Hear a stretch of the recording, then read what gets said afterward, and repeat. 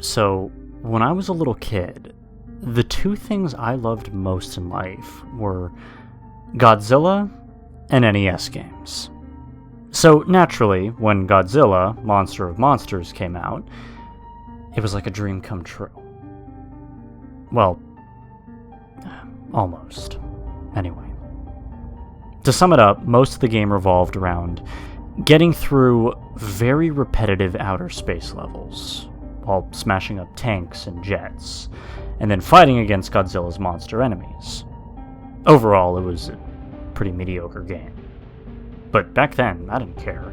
When I got the game as a present for my 10th birthday, I played it night and day as much as I could, as any kid would. Unfortunately, I had traded the game for Amagon a year later, much to my regret when I found out that that game was, well, a piece of garbage. Recently, though, I had bought a new NES system, and through a lot of hunting and asking around, my friend Billy finally managed to get a copy of Godzilla, Monster of Monsters. I was pumped to play my favorite childhood game. It never even occurred to me to ask where Billy found it. He also gave me some other games, like Legend of Zelda, Bomberman, and some stupid thing called Action 52. But Godzilla had to come first. So, I start the game, and the nostalgia came flooding back like a tidal wave. Godzilla's 8-bit theme song flooded proudly through the speakers, and I was soon grinning like an idiot. Some people naturally laugh at me for playing such outdated games, but I've never had as much enjoyment for any games other than those on the NES. Those 8-bit games take me back to when things were much simpler, more safe. But after what's happened with this game, you could say that I don't have those feelings anymore. I had forgotten how quick the fun of smashing things as Godzilla wore off in the scrolling levels. See, the game bombards you with bullets and things crashing into you from every direction, and you're too big to avoid most of them. Although my excitement had worn down some, it wasn't long at all before I got to my first boss battle. My first opponent was Godzilla, an obscure squid kaiju who had never even been in a Godzilla movie. The most annoying thing about fighting Godzilla is that he always backs you into a corner and starts smacking you with his tentacle, and you're unable to move until he gets off you. This move doesn't do any damage, but it can stall you until the timer runs out and you have to start the fight over, and he regains some health. It's as annoying as it sounds, and of course he did it when I fought him. Only for some reason this caused the game to glitch up, because once he started smacking me, well, he just never stopped. The timer is supposed to end the fight in about 40 seconds. Right, but this lasted for nearly 5 minutes. After a while, the graphics started to mess up, with little red blocks all over the place. This was weird, but I just took the game out, blew on it, and then started again. I wasn't about to let a little glitch stand in my way. I started again, and this time defeated Godzilla and the level's other boss monster, Mogra, without any problems. So then it was on to the next planet, Mars. I browsed around the board and found something unexpected, though. Where Varen's piece should have been, there was instead a piece representing Titanosaurus. Now, there were only 10 kaiju in the game, and Titanosaurus was not one of them. Or, I guess so I thought. Perhaps Titanosaurus was originally intended to be in the game, but, I don't know, was swapped out with Varen for some reason? I began to feel very excited. Not only was I playing my favorite game, but I was playing a prototype of some sort with a new monster. Needless to say, I ran through the levels as fast as I could to see Titanosaurus in action. I fought Godzilla again and beat him before he could do his tentacle smack, but this time the glitch started happening when he died. Godzilla's sprite didn't sink to the bottom, but instead seemed to be devoured by the glitch. And his eyes started randomly spawning all over the screen. I know now that these glitches with Godzilla were my first warning sign that that something was very wrong with this game. Foolishly, though, I ignored it and proceeded on to fight Mogra, who this time had a glitch of his own. Mogra was twice the size he should have been, which initially startled me. He was also considerably harder to beat than usual, which, is to say not at all, but soon I had defeated him also, and when he died, yet another glitch happened. I really don't know what to say. And mind you, this happened extremely fast, so I was lucky to get a screen cap of it all. But what happened was that the giant Mogra sprite started to shatter and melt. Also, if you look at the garbled text at the right corner of the screen, you'll notice what appears to be a bird in a cage. I still have no idea what that meant. And at this point, I was about to fight Titanosaurus. I was worried as to what kind of glitches would happen this time, but to my surprise, Titanosaurus looked just fine. Although all the game's bipedal monsters were the same height, Titanosaurus was a bit taller. But since Titanosaurus actually was taller than Godzilla in his film debut, I thought this was kind of cool. After a very fun fight with the monster that wasn't supposed to be in the game, I took over the enemy base and proceeded not to Jupiter like normal, but instead to another area known as Pathos.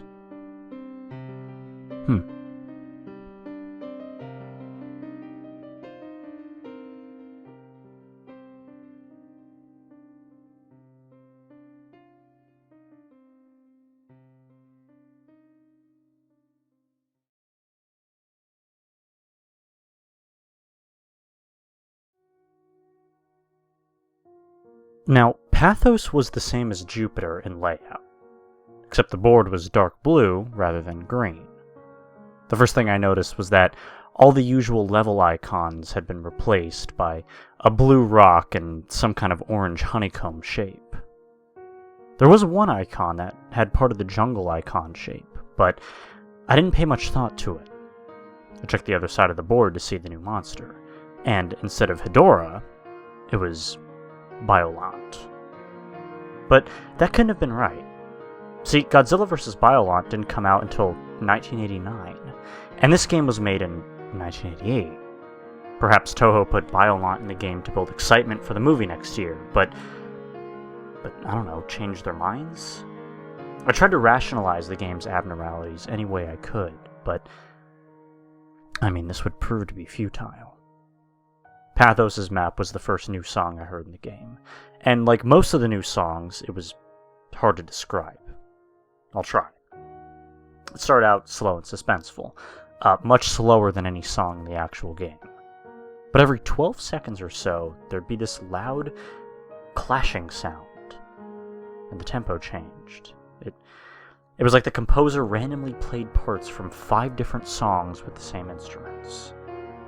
Anyway, I moved Godzilla over to one of the many blue rock icons that had replaced the jungle icons, and started the level. The level resembled a blue mountain range with a blood-red planet in the sky. But, there was something odd about the mountains. They had this shredded paper look to them.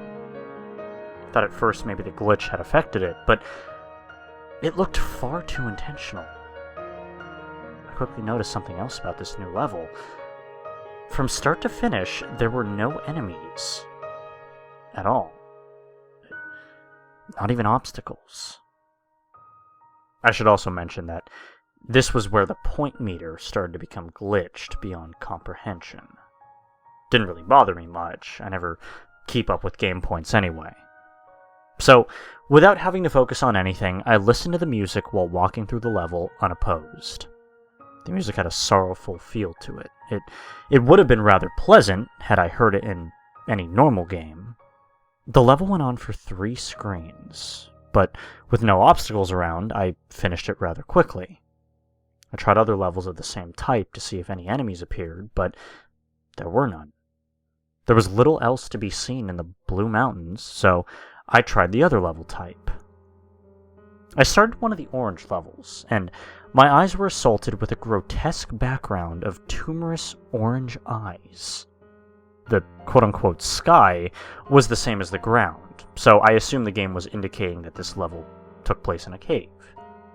The only enemies here were Matango's spawn, but as you can see here, the little bastards were everywhere. The music certainly didn't help, with now a mixture of screeching sounds and loud drum beats that sounded like a monster's theme in a horror film. After completing it, I tried to avoid playing through any more of these levels whenever I could. And besides, the map was so short that it only took a few minutes before I was headed towards a rematch with Godzilla and Mogra. But this time, their sprites and attack patterns were vastly different. See, I fought Mogra first. Mogra's replacement was a flying machine with a slight resemblance to a Pascagoula alien. It was a bit like fighting Mothra, only it moved with a lot more grace. It attacked by spinning its front tentacle like a corkscrew, and, it still had an eye beam, except now it fired from the drill. This lanky aberration had replaced Godzilla, and the new beast was more of a challenge. It would run and jump at a fast pace, constantly swinging its arms around, making it harder to get close, and of course, it tried to pin me in the corner with as much annoying resolve as ever. I defeated it using a combination of tail whips and heat beam spamming. I defeated them, and was going to fight Titanosaurus. But when I started the fight, Titanosaurus was nowhere to be seen, and the game simply went back to the map with the Titanosaurus piece now missing. There was no one left to fight now but Bioland, so I eagerly started the battle. I was quite surprised that Bioland started the fight in a rose form. She was immobile and used tentacles to keep me away from the main body, which took the most damage. As expected, she turned into her final form after taking enough damage. Sprite looked pretty damn good for a bit. And from what I remember, the battle technique was the same, except now Biolant could move, albeit slower than any other monster. Being hit by the tentacles did more damage now, and Biolant could even do an acid spit, which I managed to avoid by jumping in the screen cap. Not much more difficult to beat than Titanosaurus, I thought, considering it only took 2 rounds. But when Biolant was gone, the music had stopped, and there was a new icon replacing the bass. This red face. This icon wasn't there before I beat Biolant. It resembled a red tribal mask, and I had a feeling of dread when I saw it. But since it replaced the bass, it must have been the only way to exit Pathos. I moved Godzilla to the square and started the level. From the moment it began, it was a hellish-looking place with no sky, and a flickering fire in the background.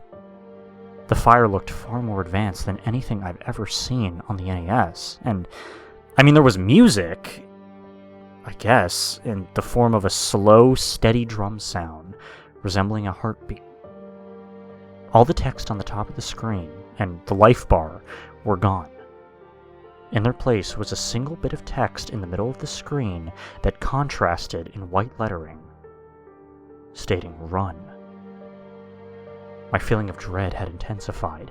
I cautiously walked through the level, but like the Blue Mountains, there were no enemies. I paced around for a minute before thinking, run? From what? The first time it hit me, I didn't even see it. I heard a noise outside my room and turned back to see if something fell, and when I looked back, Godzilla was dying. I figured it must have just been a glitch, but I wasn't going to play through the game without Godzilla, so I restarted the game and went to the password screen. Actually, I should probably mention that. Have I ever mentioned how creepy the password screen music is? If you played the game, you know what I mean. It doesn't at all fit the mood of the game. It's more like something from a horror game. Maybe they made it like that so kids wouldn't cheat. I was quite annoyed at this point, because I thought I was going to have to fight all the monsters again. But But that didn't happen. The game started me off right where I was before I started that red face level. So, I tried again, making sure to pay attention this time. That's when I heard a low bellowing sound, and then I saw it. This thing. Do you know that feeling your body has when you feel like you're in extreme danger? You start to recoil and tense up as the adrenaline flows through your veins and your nerves start to feel very cold. That's the feeling I had when I took this screen cap. You could see it for yourself. I haven't seen all the Godzilla movies, but I'm pretty damn sure this was never in any of them. Had to be something the creators made up, but what kind of sick fuck would put this in a children's game?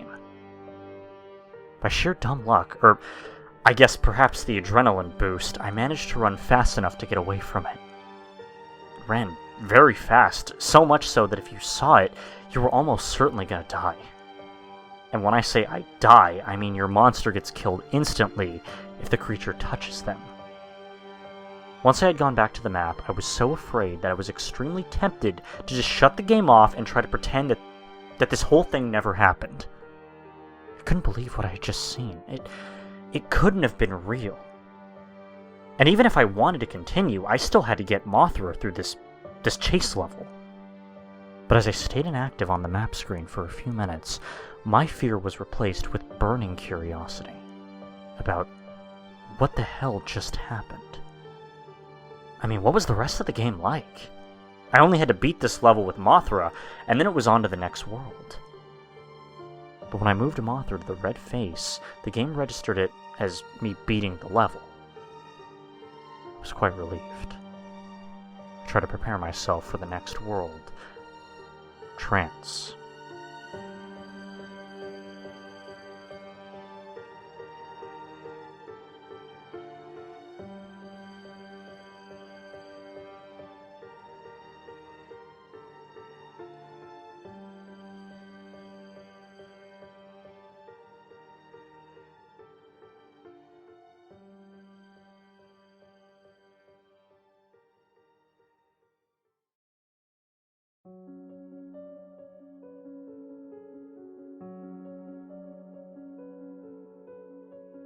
I was still pretty shook up from that last level when I started Trance. Now, Trance's map music did nothing to ease the tension. As for how to describe it, well, have you ever heard of the theme from Videodrome? That's the closest thing that I can think of it to compare to. So, I checked to see who the new monster was, and it was Orga. A monster who didn't make his film debut until 2000, appearing in a game made in 1988. I mean, so much for my theories about Titanosaurus and Bioland. There's no way this game was made in 1988. You know, those guys at Toho may be smart, but I'm sure that they couldn't see that far into the future. And if they could, they never would have gave Roland Emmerich the rights to make a Godzilla movie. No, this had to be a hack of some kind. Which just opened up even more questions. You know, who made this hack? When? How? And most importantly, why? The why was the question that bothered me the most. My immediate assumption was to think that Billy did this to pull a joke on me. But that couldn't be right either. See, Billy didn't even know how to make a ROM hack. And if he did, he'd probably just do something simple and stupid, like replacing all the monsters with crudely drawn dicks. Unless Billy had some amazing game editing skills and a serious dark streak to his imagination that he never told me about, you know, he couldn't have made this. Is it even possible to put a hacked ROM into a cartridge? Aside from all that, my eye was drawn to a new icon on the map, a question mark. I was really curious as to what it did. I'm sure you're also curious. So, I'll explain the quiz levels now, since this was when they first started appearing. There was one of these per map from here on, and they always appeared near the start of the map. Now, when you start on a quiz level, you appear on a screen like this. For instance, it's a simple black screen stating a question, such as, do you like dogs? With a yes or no choice. As you can see, as I just described in the picture, there's a question at the top, a yes or no button, and an emoticon in the center. I refer to the emoticon as face. Yeah, real creative, I know. And for convenience, I'll refer to face as the one asking the questions. The music for the quiz levels was a track actually in the game, believe it or not. It's the one that plays when you try to use the Ghidorah cheat and get sent to an unplayable level. Now, Face asks you 12 yes or no questions, and you move your monster to the buttons for your answer. When you answer, the question disappears and Face changes expressions for about 8 seconds. Then it goes back to neutral, and a new question comes up. There was no time limit, nor any right or wrong answers. Face has no respect for the player's personal boundaries, and will sometimes ask deeply disturbing and personal questions. For example, do you like hurting people? Have you ever killed or raped anyone? Is water wet? Have you been molested by a family member? Other times he would just ask questions that were either mind-numbingly stupid, such as, is the sun hot, or just flat-out ridiculous. Does your dog like the president? With one exception, Face's expression changes seem to have no effect on the game, except for indicating what the game creator thought of your answer. His reactions rarely made any sense, and at first I thought they were randomly generated. The questions never did follow a pattern. Face never stayed the same on the same subject for more than 2 questions. Early on there were questions that made me think Face was building up to something, only to then ask some stupid garbage. Here are the expressions of Face that I saw while playing. I'll separate them into 2 categories. The expressions I understood, and the expressions I didn't. First are the expressions that I understood. Now, this is a 1 through 11 scale with varying degrees of facial expressions and colors. 1 being white, 11 being purple, with wide amounts of variety in between. Number 1, neutral, his default expression. 2, angry. If you try to attack Face, his expression changes to this, but nothing else happens. 3 is sad, 4 is happy, 5 is sick, 6 is maniacal. From what I can tell, Face made this expression when he was being an asshole. You'll see what I mean later. 7 was surprised, 8 was love, 9 was annoyed, 10 was confused, and 11 was guilty or hurt. Here are the others. Now, 2 of these only appeared once, numbers 1 and 12, and I suspected that they might have been in-jokes from the creator. Their respective questions were, do you like ice cream, and are you a tough guy?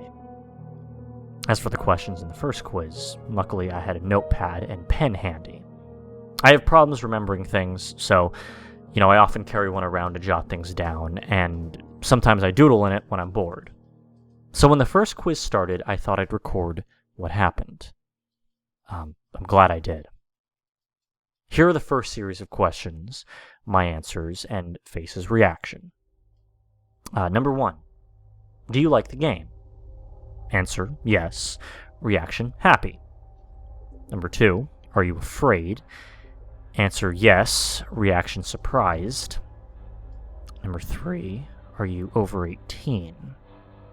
Answer, yes. Reaction, weird face. Number 5. Number 4, do birds have teeth? Answer, no. Reaction, love.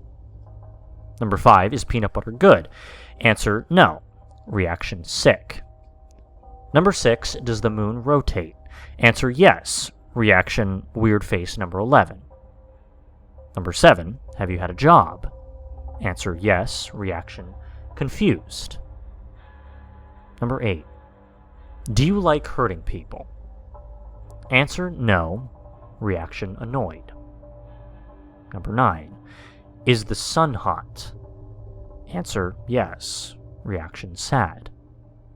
Number 10, do you like dogs? Answer, yes. Reaction, happy. Number 11, is the president good? Answer, yes. Reaction, weird face number 3. Number 12, does your dog like the president? Answer, no. Reaction, angry. I hope you've understood that. And now that I've explained all that, it's time for the gameplay. So after the quiz level, I tried the new green temple icon first. Okay, wow. Maybe this is why the game was so weird. One of the designers was clearly drugged out of his mind. And jokes aside, I was quite impressed by the graphics of this level, as disorienting as they were. But I hate those creepy blank staring statue faces. The music had a hypnotic Indian techno vibe to it. And there were 2 new enemies in this level. A flying ghost type thing with a trunk, and a bat with a horse skull for a face. They appear at random, but I was lucky to get a screen cap of them both. You can check it out on the story itself. Then I proceeded to a blue mountain level, expecting another nice, calm stroll. I took my time walking through, and was completely taken by surprise when this happened. As you can see, Not Magra came speeding towards me, and took off quite a bit of health with his tentacle screws. It only took me 2 minutes to kill him without having to worry about a time limit, but the boss monsters never showed up in the scrolling levels in the normal game. I was worried as to what other rules that the game would break from here on out. After another Blue Mountain stage, it was time to fight Not Varen, whose replacement was one of the most bizarre things I've ever seen in the game. This strange creature attacks you by kicking, and also opening up his chest and firing heat-seeking missiles. I gotta be honest, I still don't get it. The missiles were sometimes a pain to deal with, but I found that you could tail whip them out of the way. Not Varen was probably the easiest of the monster replacements. Same could not be said for Not Hedorah, though. Apparently, the source of the horse bats, Not Hedorah was the most aggravatingly difficult monster to fight yet, mostly because of his special ability. He could shriek and summon a small swarm of those horse bat things. I know there's only like 2 in the screen cap, as you can see, but every time he did this, about 10 would arrive. The AI took advantage of the distraction and attacked twice as fast while the horse bats were flying around. And once that annoyance was over with, I went through a green temple level to kill some enemies to restore my health. Interestingly, none of the horse bats showed up after Not Hedorah was killed. And that was when I got an idea. If killing all the monsters makes the red face show up, what would happen if I avoid fighting Orga and go straight to the base? So, I gave that a try. And simply put, the game stated that there was no monster here. So, I gave that a try. And the game simply stated that there was no monster there. When I tried to start the base level, it gave me this message, and immediately afterward the game took control of my Godzilla piece and moved it in front of Orga. My little trick didn't work, so I tried to prepare myself for another chase. But first I had to beat Orga. The fight with Orga confirmed another thing. Whoever created this game hack was clearly a Godzilla fan. Not only because they picked a monster like Orga, but because they actually implemented something that happened in Godzilla 2000 in a really neat way. So, Orga's primary attacks were a punch and a heat beam from his shoulder cavity. But once you had gotten him down to half his health, he did something new. He would expand his jaws and try to swallow Godzilla, in the process stealing your health and energy. But in doing so, he gave himself a new weakness.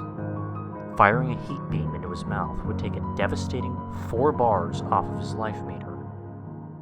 With that weakness revealed, I soon beat Orga. And despite how much I had hoped otherwise, the red face appeared on the map where the base was. And the music stopped once more. I readied myself as best as I could. I started the level, and seeing that it was basically the same as the first, I didn't waste a millisecond before I started hauling ass. I soon encountered obstacles in the form of ground tile, suspended in air. Most of them you could jump over or destroy, and others you had to crouch under. And about 40 seconds into it, I heard the horrible bellowing roar and saw the spider beast following close behind me. Stacks of obstacles barely slowed it down. It would back up and then charge its way through them, smashing them into bits. And when the smaller obstacles got in its way, it would expand his jaws and swallow them whole. I was afraid, but with fast thinking and faster button pressing, I escaped him yet again. I felt really excited, and so I laughed and said, "Not this time, asshole." I decided to take a screen cap to celebrate. But when I said that sentence, just before the level ended, the monster did something that made my blood run cold. It looked at me. And that wave of mortal terror overtook me again, and I sure as hell wasn't laughing anymore. I took another screen cap of the next level title, right before I rushed to the bathroom to splash some water on my face, and to take a piss that I nearly failed to contain when that fucking thing looked at me. Next up was dementia.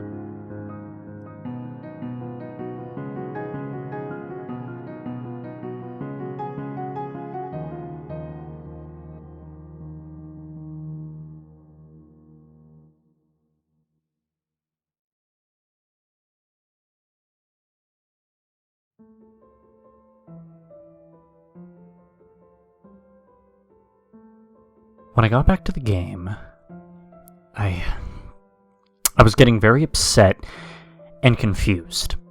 Okay, I thought about the way the monster looked at me. The game couldn't have heard what I said. That's impossible. It had to be a random occurrence.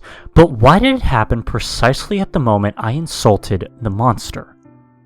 Nothing about this game made any sense. The new Godzilla monsters, the weird replacement monsters, out-of-place imagery like the green temples, quiz levels, and the red monster chases. It didn't seem to add up in any kind of meaningful way. And if it was a prank, it wasn't funny in any way that I could understand, at least. And they clearly put far too much effort into it. If they were trying to make a genuine sequel with the new Godzilla monsters, then why did they add everything else? Maybe it was some kind of art experiment, some group project made by a bunch of really talented and crazy people, and they lost the cartridge somehow, or maybe they intended for some random person to find it.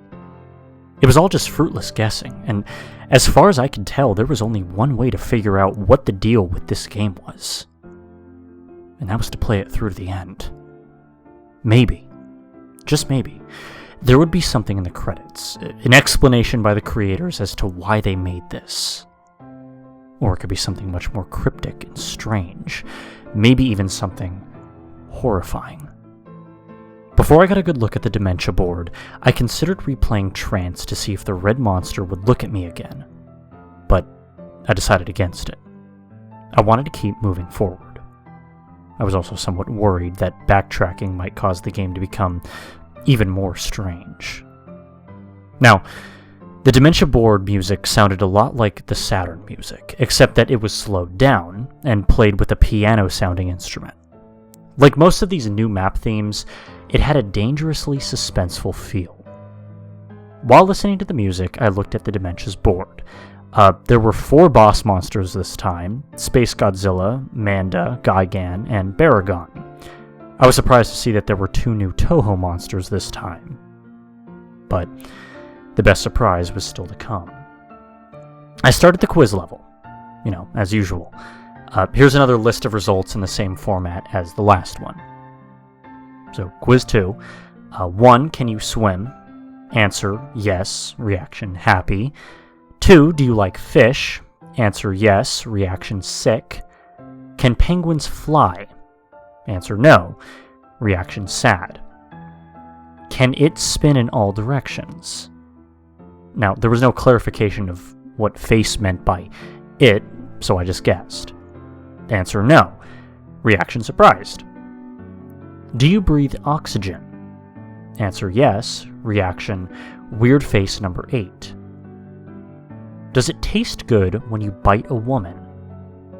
I don't know who came up with this question, but I really hope they're getting mental help. Answer no. Reaction annoyed. Is it night where you are? Answer yes. Reaction weird face number 6. Do you like cats? Answer yes. Reaction confused. Is water wet?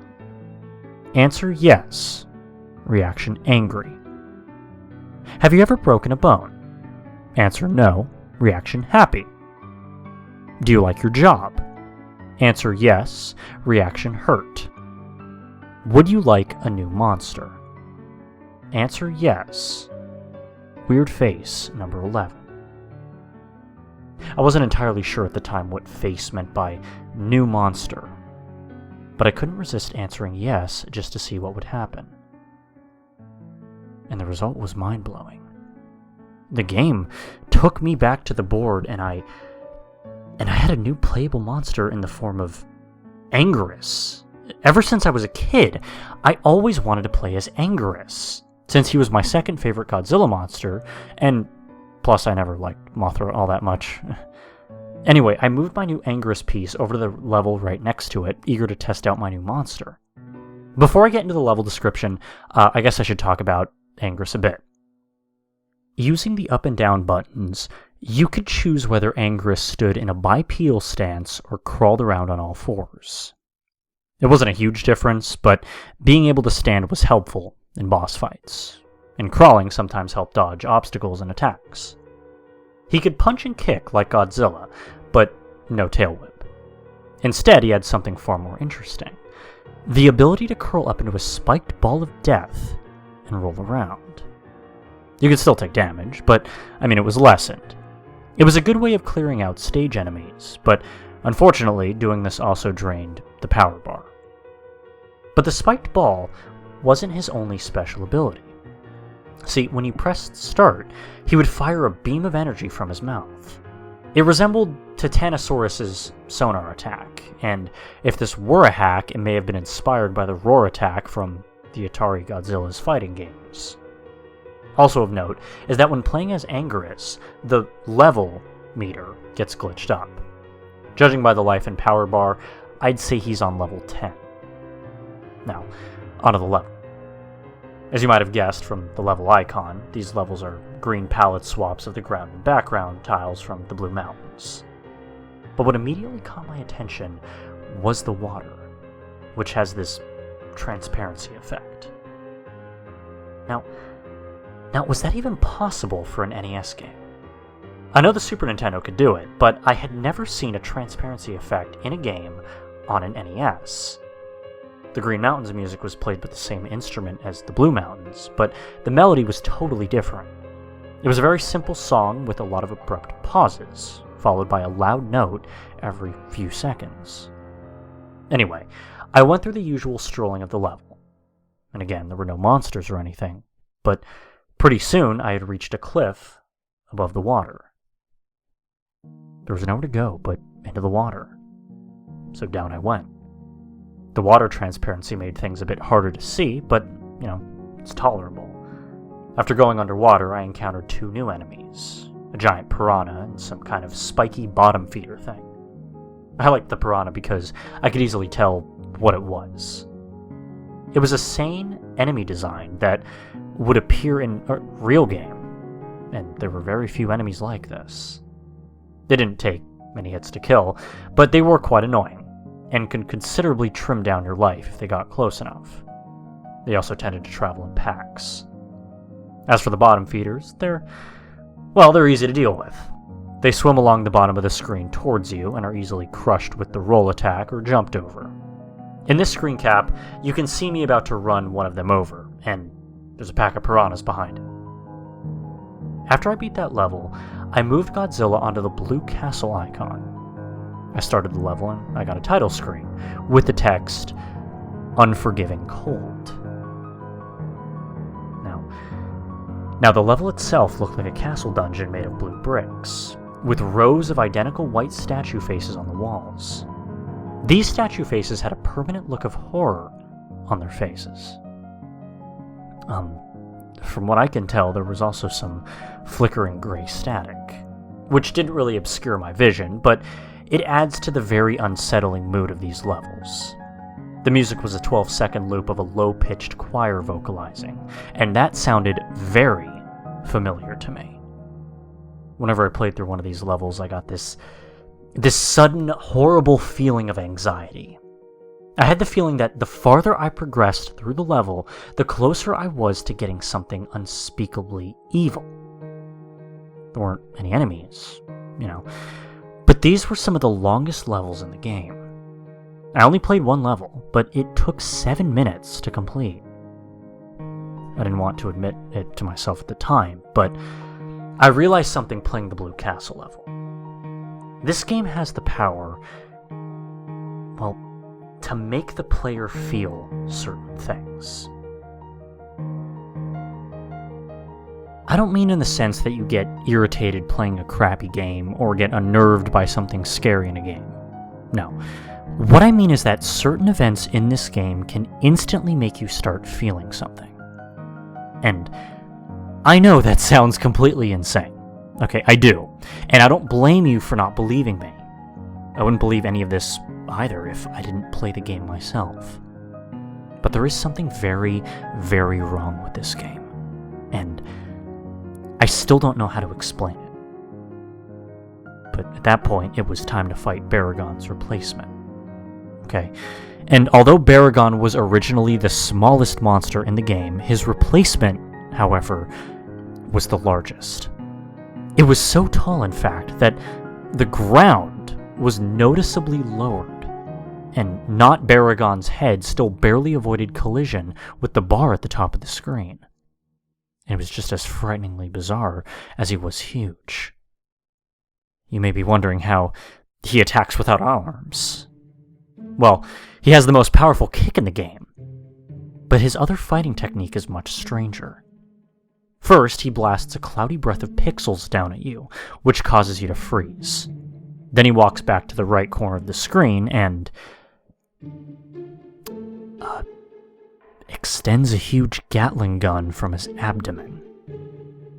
Now, this might seem amusing to you by the screenshots, okay? But it certainly wasn't to me when I was playing the game. This attack is almost as annoying as Gigan's Saw, okay? And not Baragon could have been unbeatable if he consistently used it. Thankfully, he only did it twice while fighting him. Once you unfreeze, you can run up and start damaging the gun, which does extra damage to him. This helped me to destroy him, and then it was time to play the third level type. I decided that I was going to use Anguirus to fight Manda and Gigan, and then fight Space Godzilla as Godzilla. I mean, it was only fitting. Before getting into the battles, I'll describe the third level type, the Arctic. Now, the Arctic is exactly what you'd guess from the name. An icy tundra with a few watery segments. The music reminded me of Northern Hemispheres from Donkey Kong Country, in 8-bit form. A very dangerous sounding song. It made me think about being trapped in a tundra and freezing to death. There were 2 new enemies in this stage. The first was a creature frozen in a block of ice. They block your way, and you have to use the heat beam to thaw them out of the ice. They look a bit like a smaller version of Not Gazora, only without the eye. When freed, they do a strange crawling movement and push you backwards.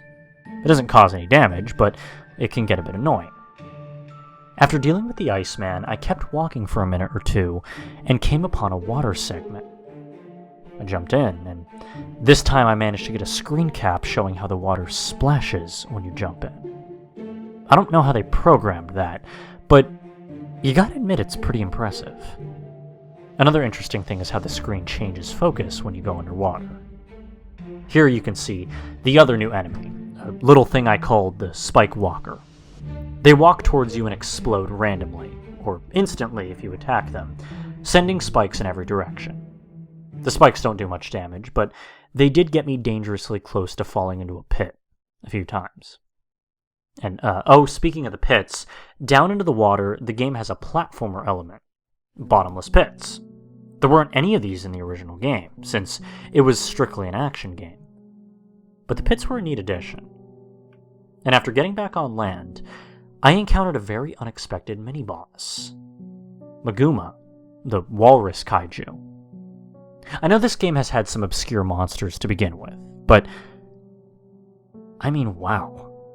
Not that I'm complaining, it's a pretty cool cameo for an unappreciated kaiju. Maguma's fighting tactics were very simple. He had a freeze beam, and he could charge into you. Not very challenging, but certainly more entertaining than the Matango mini-boss in the original game.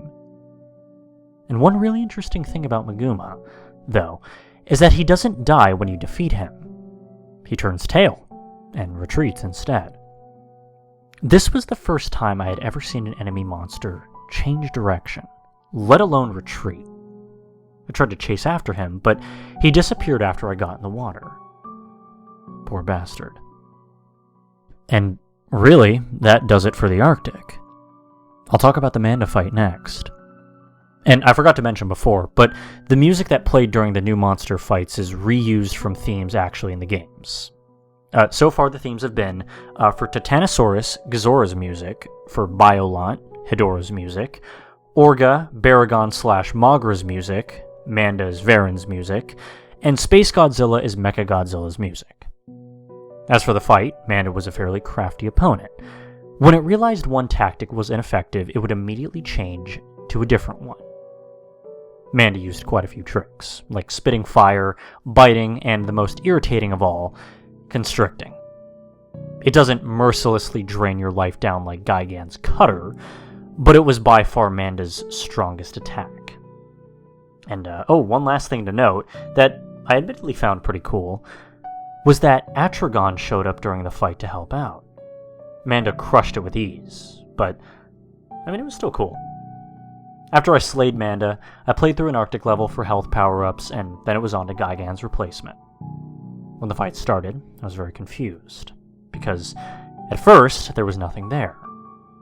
I thought this was going to be like the Titanosaurus fight in Pathos. But just about the time it would have been going back to the map, a piranha appeared on screen. But it wasn't there for long. No, see, as soon as it appeared, the speakers emitted an ear-splitting screech, and Not Gigan flew in and ripped the poor fish into pieces. Well, that's one way to get the player on their toes. That abrupt entrance scared the hell out of me and got my adrenaline rushing.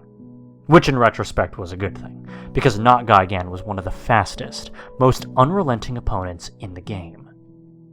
Not Gigan was tough, but my new skills with Anguirus helped to even the score. This was still an incredibly intense fight. Come on. Not Gigan's attacks consisted of some kind of blood laser he spews from his mouth, and a downward slash. I was expecting some hellish variant of the buzzsaw attack, but thankfully there didn't seem to be one. The howl attack was invaluable in defeating him. I would have taken more screen caps of the fight, but I really had to concentrate. And after that, there was just one monster left to take down. Space Godzilla. As I mentioned earlier, I used Godzilla for this fight. Space Godzilla's fighting technique was rather frustrating, but admittedly a very clever idea. See, he would use his energy to create 2 flying crystals, which would reach the ground and become crystal spires. These spires not only block you from reaching him, but it also allowed him to constantly recharge to full energy, and blast you with a deadly, fully charged Corona beam until you broke the spires. Space Godzilla would eventually drain his own spires of energy until they shattered, but if you waited for that to happen, you'd probably lose a lot of life. Heat beams actually seemed to re-energize the spires, so you had to use physical attacks. When you finally got close enough to hit him, he was no pushover either. When I punched him, he hit me back just as hard. Space Godzilla does everything in his power to knock you back to the left corner of the screen, so that he can create, of course, more spires. And by the time that this was over, I only had about 5 life bars left. It didn't matter though. because I didn't need to fight anymore. I needed to run. Here we go again. Yep. I decided right then that I really wanted to see the end of this game. And as terrifying as these levels could sometimes be, I had to beat them to get through. I decided that no matter what happened, no matter what the game showed me, I was going to get to the end. And I also made sure not to say a damned word while playing a chase level from here on. For this chase, I tried out Anguirus, since his roll attack allowed me to move faster than Godzilla or Mothra. The chase started off like the first two, except that there was a river of blood below the ground. I was beginning to get the hang of it, and the extra speed from the roll helped me to get an edge on the red monster, especially since I didn't have to worry about a power limit, and could essentially keep rolling endlessly. Like the previous levels with water, the ground inevitably reached a stop, so I rolled off into the blood. To my surprise, the hell beast didn't follow after me. It just stopped at the edge of the ground and grimaced. I guess it can't swim, I thought to myself. So, I went under blood and continued moving. There wasn't anything around, but I knew that something was up. The chase obviously wasn't going to end that easily. Could it? Surely something else had to show up. And sure enough, like clockwork, I heard the bellowing roar, sounding slightly different. And, to my surprise, the monster was following me in a new aquatic body. I had no idea that it was a shapeshifter, and after it reappeared, the chase started to get into the difficulty that I had expected. Being submerged slowed me down, naturally, putting me and the beast at about the same speed. The only thing that would keep me alive was fast thinking and reflexes. I encountered some bottomless pits in which mines floated up from. I assumed that if you hit one, it would damage you and knock you back. Considering how fast that this red monster swims, though, hitting the mines would be instant death, so I went through great effort to avoid them. But that wasn't all I had to be wary of. No. See, halfway through the chase, the hell beast revealed yet another surprise. A tentacle formed of intestine and tipped with a clawed set of jaws burst from its mouth, trying to pull me in and devour me. I only barely avoided both the tentacle and the mines, but I could tell the beast was getting desperate, because the chase was nearly over. And about a minute later, I had spotted a bit of ground that served as an exit. I leaped with all of my might that I could muster, without breaking my controller. The beast screamed with rage and jumped out of the blood river in one last attempt to drag me down, but I escaped its grasp. This time. I fell back on my bed and took a deep breath, satisfied with yet another successful escape. Now I was headed to the fifth world. Entropy.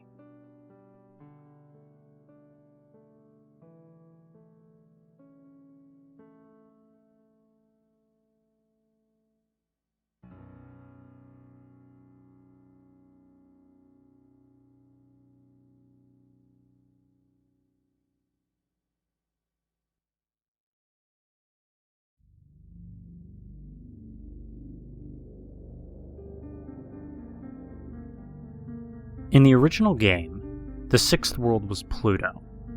Ironically, despite being the smallest planet, Pluto was the largest and most diverse world in the game. Entropy had a different layout, but was similarly huge and diverse. Now, the board music was played by a violin instrument, a melody that started out sounding mournful, and then it gets rather, I guess I'd call it distorted? Strangely though, none of the levels from the previous worlds were present here. Instead, there were 8 brand new icons. The bosses this time were Megalon, Batra, and Mechagodzilla. And as usual, the first thing I did was go to the quiz level for another interrogation from Face. But when I got there, I noticed something different. Instead of the usual goofy Ghidorah music, it was the password theme. The music change seemed to be intentional, because after the first 2 questions at the start, the quiz started to take on a darker tone. Number 1. Do you like ice cream? Answer, yes. Reaction, weird face number 1. Number 2. Do you like clowns? Answer, yes. Reaction, weird face number 10. Number 3. Is time slipping through your fingers? Answer, yes. Reaction, weird face number 2. Number 4. Do you have any regrets? Answer, yes. Reaction, hurt. Number 5. Do some people deserve to die? Answer, no. Reaction, weird face number 3. Number 6. Is it safe to go out at night? Answer, yes. Reaction, weird face number 5. Number 7. Do you find it hard to sleep at night? Answer, yes. Reaction, weird face number 9. Number 8. Have you ever killed anyone? Answer, no. Reaction, weird face number 7. Number 9. Do you want to kill anyone? Answer, no. Reaction, angry. Number 10. Are you actually accomplishing anything? Answer, no. Reaction, weird face number 4. Number 11. Does life have any real meaning? Answer, no. Reaction, love. Number 12. Do you like Mothra? Answer, no. Reaction, maniacal. I knew that the last one was going to be a gameplay-related question, but I had no idea what the result would be.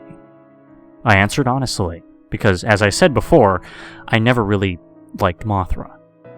Nobody liked playing Mothra in this game, okay? And there was a good reason for that. Every other time Mothra gets hit, she gets slammed back to the left corner of the screen.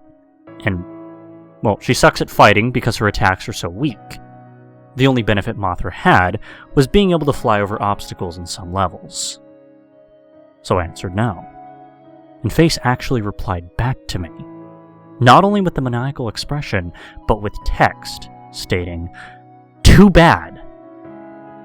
I was taken back to the map screen, and I was just as shocked to see that Godzilla and Anguirus had disappeared from the board, leaving only Mothra. Face had just fucked me over. Needless to say, I was pissed, but there wasn't really anything I could do.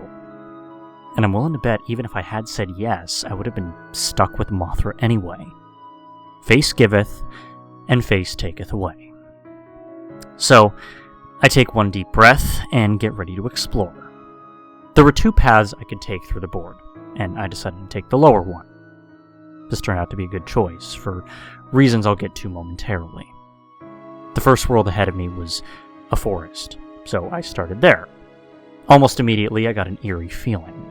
There was something about this level that just seemed off to me, even more than the previous ones. Perhaps it was the pitch-black background. I've always been afraid of being in a forest at night. Something about all those trees. It makes me feel surrounded and vulnerable. And the fact that I was stuck as Mothra, it didn't help. Playing the game's previous worlds as Godzilla gave me a feeling of bravery, being in control of the king of the monsters. I'd be able to handle just about anything in my way. But it's not like that with Mothra. No feeling of strength or security. Now I'm just a weak, easily overwhelmed bug traversing into the unknown. Back to the level. The music had new instruments, sounding like woodwinds, followed by slow, rhythmic drums and chiming bells. Gave me this feeling that I was intruding into some dangerous place that I really shouldn't be. After a while, I encountered the first enemies of the stage, or at least I just assumed that they were enemies. They were strange, long-legged deer-like creatures, and instead of attacking, they were just idly walking around. I went to approach them, and they ran away. I thought about shooting one with an eye beam to see what would happen, but it seemed wrong. I mean, these creatures were harmless. So I passed over them and continued through the level. And about halfway through, I encountered groups of the deer-like animals, and also 2 new creatures. a sloth-like creature with a beak climbing on a tree, and a hairy raptor-esque beast that were preying on the deer. It was very surreal watching these creatures interact. I didn't really feel like I was playing a video game anymore, but rather that I was traveling through a forest in some other dimension. Creatures at first ignored me, for the most part, although the raptors did attack me when I got too close, or if I happened to attack them first. I know I shot one of them to help one of the deer creatures escape. I got clawed at, but confrontation was easily avoided by flying to the top of the screen. After that, I had to choose whether I wanted to play the levels with the hourglass or the TV screen. I picked the latter, and what I got was not at all what I expected. When I pressed the button to start a level on the TV screen, like I normally would, this screen with an animation popped up. There was also music in the background, which was the goofy Ghidorah music that used to be playing in the quiz levels. I was somewhat unsettled by this because it was just so strange. I also found it a bit spooky because I had a shirt that looked just like that when I was a kid. It was a boy with what looked like a bear mask, licking a lollipop. After staring at the animation, you could go back to the board by pressing any button. And after that, I had no idea what to expect of the rest of these icons. I went to try an hourglass icon next, and I was somewhat relieved when an actual level came up. It was certainly an unorthodox looking level, all brown with time measuring instruments floating in the air and a gigantic grandfather clock in the background. The music was the same as the board screen. And very early in the level, I encountered something I didn't really expect to see. Original enemies from the game. And not just that, it seemed to be a whole fleet of them. And with the yellow tanks, which were normally immobile, they could now move. I took some damage, but it was nothing that I couldn't handle. But the most interesting thing about this level was the colored hourglass items. Now, there were 3 of these. A blue hourglass that made time slow down and filled the level with enemies from the past. A red hourglass that made time speed up and filled the level with enemies from the future. And a green hourglass that set time to the normal speed and filled the level with the original game enemies. I encountered the blue hourglass first. As stated, the game started to slow down, and I saw the enemies from the past, which were 5 different types of prehistoric animals. I don't know much about prehistory, but I believe all of these enemies represent real animals. The level went into another segment, and I encountered the green hourglass. Then I fought the original enemies again. It was the same 5 types, so I didn't really take any screenshots. But in the last segment, I encountered the red hourglass, and the enemies that must have been from the future. Now, whether or not the game was showing me 8-bit renditions of creatures that will actually exist thousands of years into Earth's future, I have no idea. But with that thought in mind, I found this particular segment to be very eerie, and was made more tense because everything moved faster. One of the future enemies bore a striking resemblance to something I saw in a book once called Trudon Man. Another looked like some kind of organic spaceship. And there was only one of the 5th type of future creature, and when it appeared, all the others ran for their lives, leaving me alone to battle it. It could fly, but its sprite didn't actually move, and its single attack was firing a lightning bolt from its face, I guess. Even so, it was surprisingly powerful, and I suppose that it could be considered a mini-boss. After defeating it, it left a health power-up that restored the health and energy I had lost fighting it, which was convenient. It seemed I would need all the help I could get to beat this world with Mothra alone. And after that previous stage that I called Time Warp, the next stage appeared to be a toxic waste dump. And as you could see, the place looked grungy and inhospitable. The music was a short looping of an ambient synthesizer song. Listening to it made me feel like I had sniffed some toxic fumes myself, and it was messing with my head the whole time. I even felt like I was choking while playing this level. The enemies all seemed to be mutated to some degree. In the above screenshot that is seen here, you can see green mummies with bird skulls that jump out of the waist to spit projectiles. There's also a brownish cow skeleton monster with spider legs. And halfway through the level, I even saw one of the deer from the forest. It was alone. And when I saw it, it was drinking toxic waste out of a barrel with an anteater-like tongue. I was moving over to try to make it stop, but then this flock of skullbirds came out of nowhere and started attacking. The deer was scared by this and ended up running off the ground into the toxic waste. I feel bad for it. One of the birds had bit me, but I regained health quick from killing all of them. They were rather weak. I pressed onward.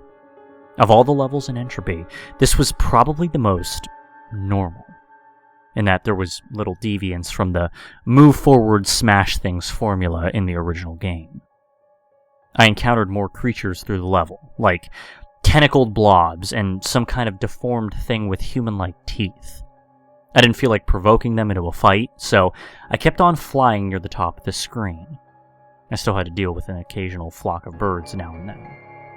And, well, at the end of the level, there was this large bluish-green lake, and there I encountered another mini-boss, some kind of a monster with a long neck and a whale's skull. It attacks with a mouth projectile, and by charging into you.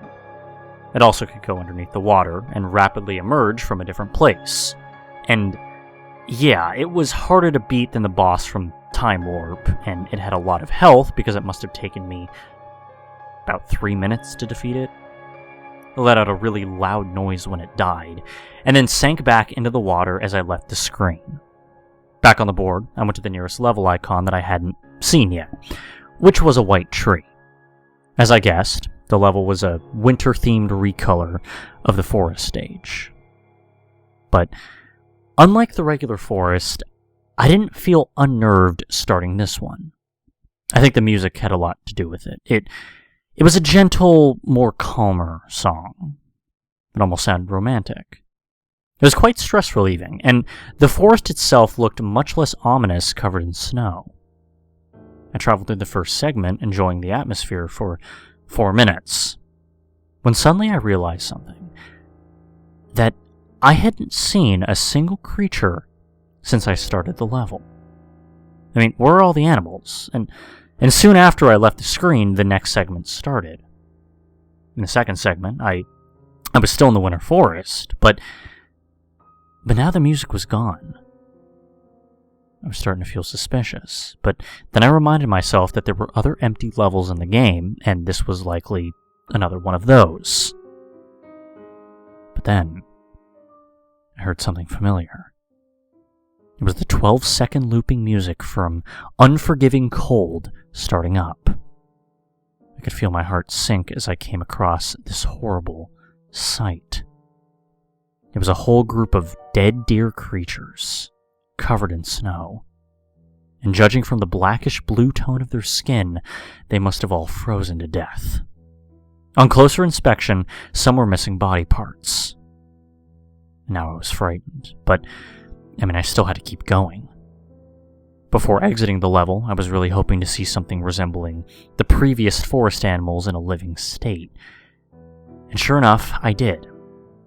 It was a creature much like the beaked sloth, except this thing had white fur and was more of a beaked gorilla. It was walking very slowly when I saw it, but I was happy to at least see something alive. But it didn't stay that way for long. Suddenly, a pack of raptors, who must have sensed that something else was still alive, came rushing in from the right side of the screen. The beaked gorilla didn't stand a chance, as one of the raptors immediately lunged at it and ripped open its back legs. These winter raptors acted far different from their temperate relatives. While the other raptors only attacked while hunting prey or when provoked, the winter raptors seemed to have all gone insane. They attacked everything in sight. One was running back and forth, clawing at nothing.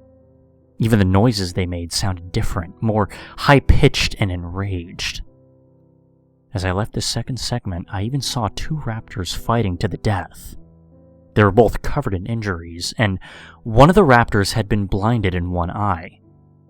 I took a screenshot, but I didn't stay to see who won the fight. I only had to get through one more segment before I could go back to the board screen.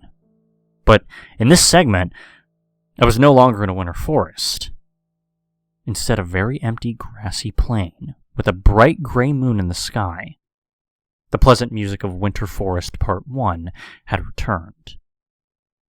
And immediately, I started to feel dread. This is going to sound crazy, but it's the absolute truth. The game made the level from one of my memories. After a long stretch of nothing, I reached a lake. Okay, and then the moon moved down from the sky and began to hatch like an egg. When it did, a curled up humanoid figure fell into the lake as the moon halves quickly disintegrated. I heard a splash when it hit the water, then a moment of silence. The screen began to shake, and a new creature emerged from the water. And thus, I was introduced to a monster I call the Moon Beast. This was the only screenshot that I took, as I was focusing all my concentration on winning the fight. And it was the most difficult fight yet. I mean, it was stronger than any of the previous bosses. This creature would have been hard to take down with Godzilla, and with Mothra it seemed nearly impossible.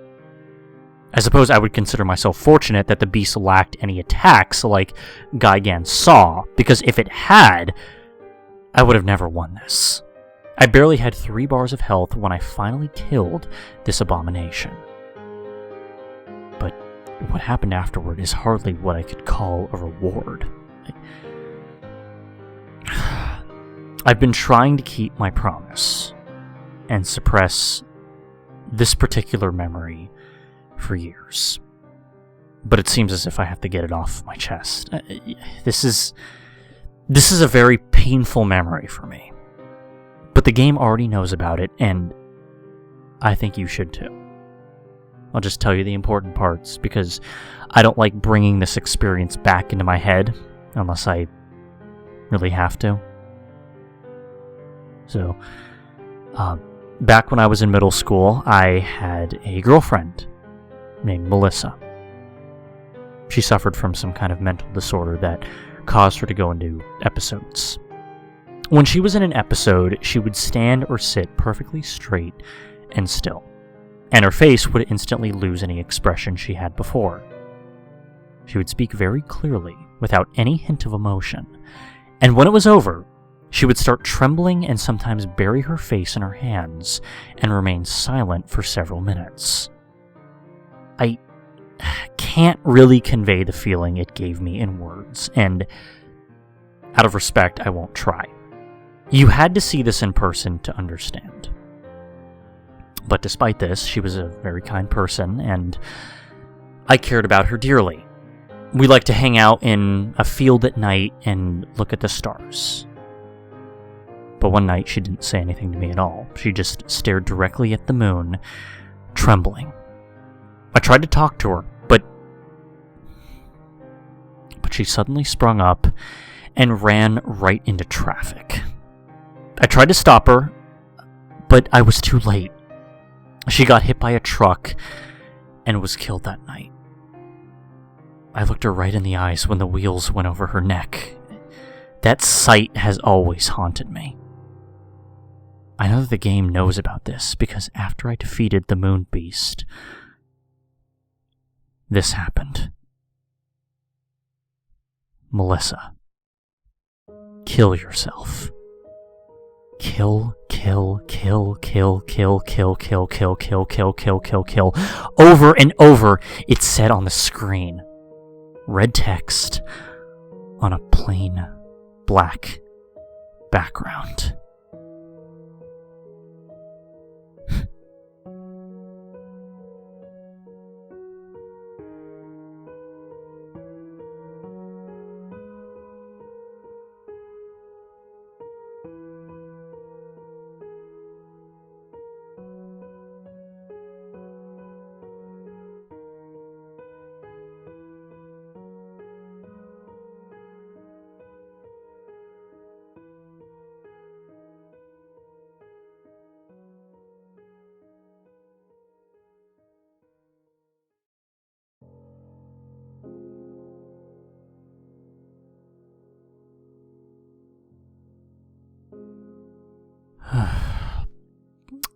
After that, the game went back to the board screen. It was all I could do to not burst out screaming, and my hands were shaking so bad that I could barely hold the controller. I knew the game was going to test me if I kept playing, but I had no idea that it would go so far, or that it was even capable of doing what it just did. I could feel my brain going haywire as I asked myself, did the game just read my mind? That didn't seem possible, but really, what other explanation was there? It was then that I could no longer deny what now seemed obvious. This game is alive. And not only that, it also can establish some kind of mental connection with the player. And yet, I couldn't convince myself to stop playing. I don't know if it was the game messing with my mind or just my stubborn curiosity, but even with the previous revelation, I really wanted to see this through to the end. Even more than I did before I beat dementia. And terrifying as it might be, even dangerous, I knew that if I quit playing, I would never be able to stop thinking about it. If I tried to restart the game, it might go back to being normal again. Okay, how many people ever get to witness something like this firsthand, let alone be able to take screenshots of the whole thing? So, fucked up as it was the experience of a lifetime. But even so, I couldn't take any chances with my health. I had the TV remote right next to me, ready to turn the TV off, just in case I felt like I was in actual danger. And if that didn't work, I would pull the plug out of the wall or just run out of the room. I mean, surely that would be enough. So, whatever powers the game has, it seemed to be confined to what it can show on the TV. Okay, and whatever its mental connection could do. The latter was what worried me. I still didn't know what I was dealing with, so I wasn't about to underestimate it. Took a break for a few minutes to calm my nerves. Then it was back to the game. And speaking of TVs, there was a TV screen icon right below the white forest that I had just left.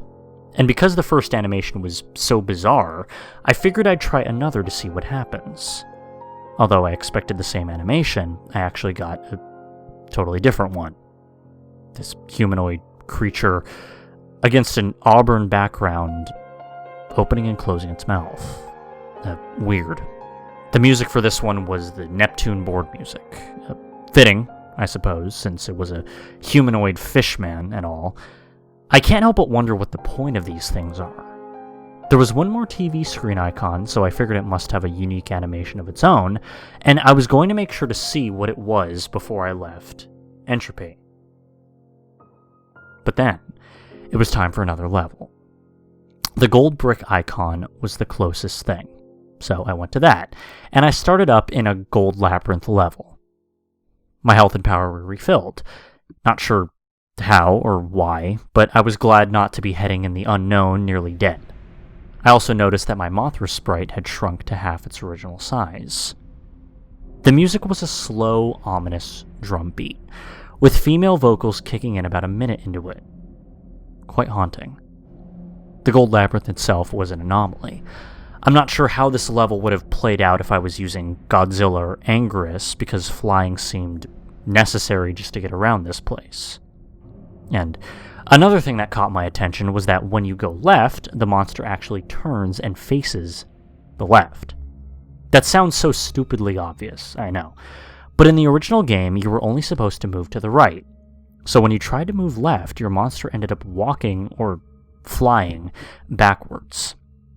This level was apparently gigantic in size, because every time I had thought I had reached an end to it, or thought I was going to end up back where I started, I encountered something totally new. Things like lava blockades, new enemies, and even statue faces. I even found one statue face at a dead end with a wide open-eyed stare.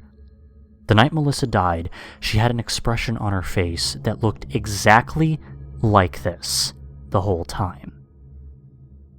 Even when she got hit by the truck, she still had that same expression. I can't help but feel something is really staring at me from behind the screen when I look at this. Anyway, I really didn't want to be reminded of that night anymore, so I left the statue almost as soon as I found it. I needed to find the exit anyway, which proved to be no simple task.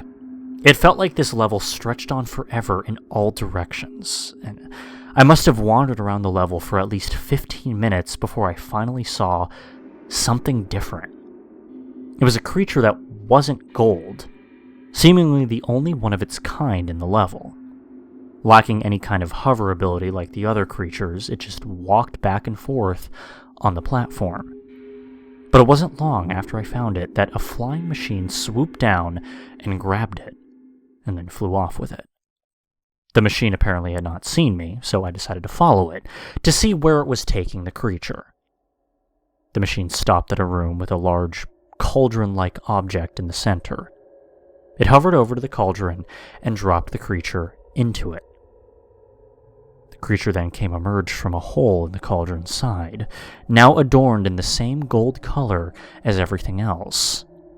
The machine flew off, and truth be told, I'm not really sure what to make of this, but I'm glad I came upon it, because I found the exit soon after. When I got back to the board, I realized that the bosses hadn't moved at all. A bit odd, but it didn't really bother me.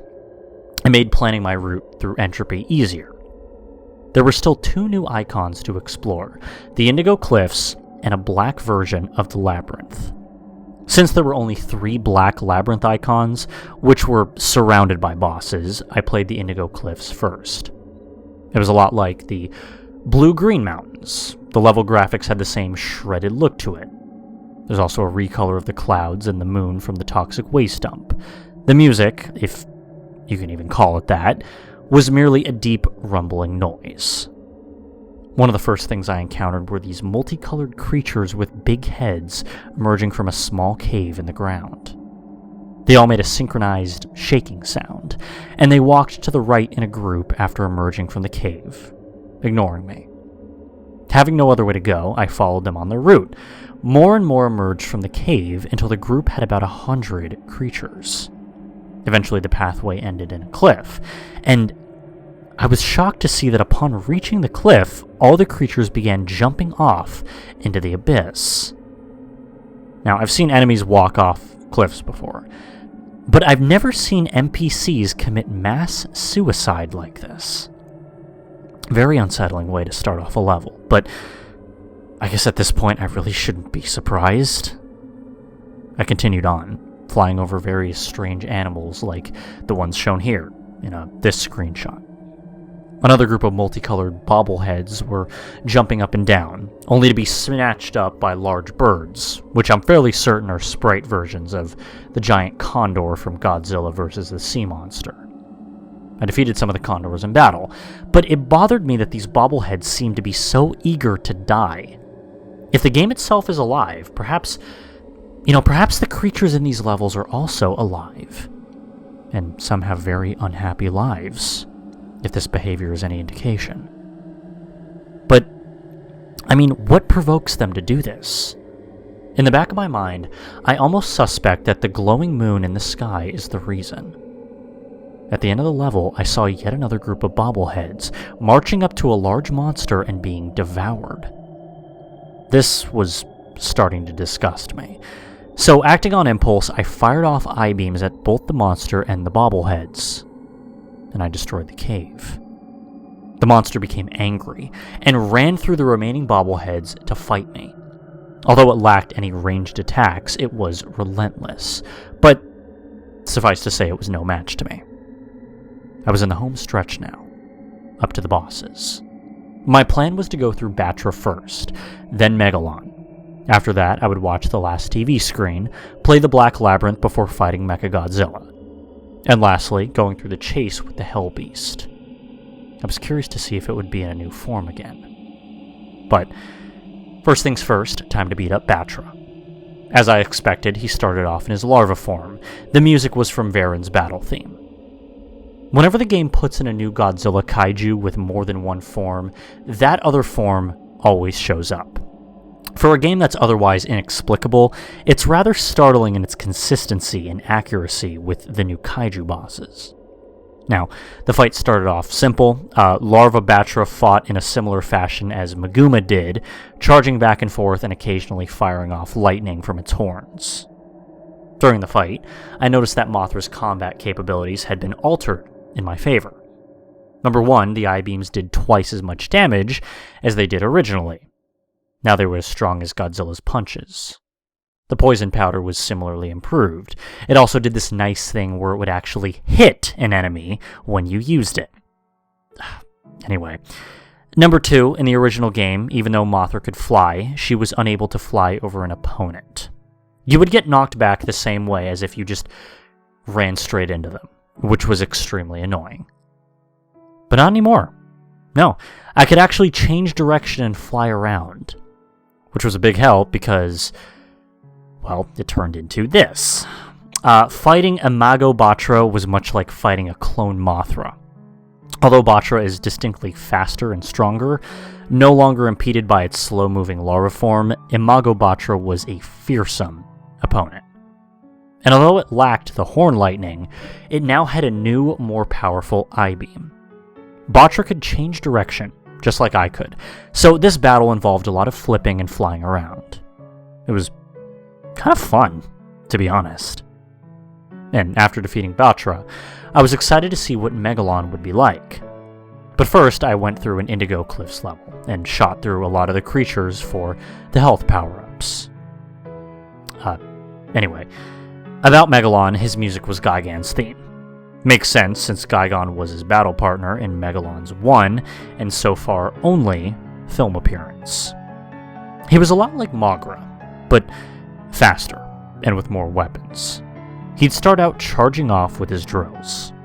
I liked to fly back and forth around him, which seemed to really annoy him, and after a few seconds he'd step back, turn around, and start spitting out grenades. Those were a pain because they would bounce when they hit the ground. Lastly, he started spamming his lightning beam. It only went straight forward, so it was easy to duck under it, and then shoot him with I-beams. Overall, I'd describe him as a strong, persistent, but dumb kaiju. I was now nearing the end of Entropy. I had just taken down Megalon, and I started up the last TV screen to see what I'd get this time. And the result was rather unpleasant. Something to do with a, I guess, executioner smashing a woman's face with a hammer. You can see for yourself. The music for this gruesome scene was the password theme. I couldn't figure out why this animation was so sinister and violent in comparison to the other two. The whole game seemed to be growing more malevolent. And as I went on to finish Entropy, I began to feel drained.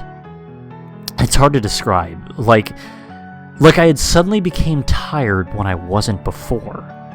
Most likely it was just the tension from all that happened in this game getting to me, but, I mean, who knows? The last level type on Entropy is what I call the Shadow Labyrinth. The scenery was recolored from gold to black. The music was an evil ambiance, similar to Unforgiving Cold, The Loop, but distinctly different. The music was my first sign that this level was going to be distressing. I traveled through the maze for about a minute, and I noticed that there weren't any creatures hovering around. It was an odd transition from the Gold Labyrinth, which was overrun with creatures, and to this level, it had nothing at all. But then this might be a good thing. Maybe there wouldn't be any obstacles and I could get through the level with ease. And then the screen went dark. And immediately I snapped out of my daze from a few seconds earlier. Everything had been darkened so that the only thing I could see was the Mothra sprite, just barely, as well as the life and power bars. I couldn't tell where I was going, and I ended up frantically running into walls. I heard a noise, the sound of a crowd running through a hallway. And along with the running came the roars, loud roaring sounds, which I would describe as something like a rabid dog just about the size of an elephant, screaming with fury. And I could tell that whatever was making this noise, there were lots of them. I knew there was something there, but it wasn't until I did some screen cap editing that I got to see what my pursuers looked like. At the time, I couldn't see where they were or where I was going. I was literally running blind, and this mob of beasts eventually caught up with me. All I could think of was no, as I saw my life bar rapidly declining. The monsters had taken me down to half of my total health when I was saved. The light came back on, and the attackers had disappeared. So the challenge of this level was revealed. Find the exit before the lights go out, and a pack of monsters maul you to death. I was in panic mode now, moving as fast as I could go while trying every path I could find for a way out. As I played through the level, the lights went out a total of 3 times. The second time, I would have been dead meat had it not been for one of the wide-eyed statues from earlier. As I stayed close to it, the monster seemed to avoid me until the light came back. The statue warded them away, somehow. I was safe as long as I stayed near the statue, but at the same time I had to leave to find the exit. The Shadow Labyrinth turned out to be much smaller than the Gold Labyrinth, thankfully, as it only took about 6 minutes to navigate to the end. But before the exit, there was a row of halls leading straight down, with no way out once you entered. You either got to the exit before the monsters reached you, or you died. Thankfully, I made it out. Only one more boss. Mechagodzilla. I started the battle and got something unexpected.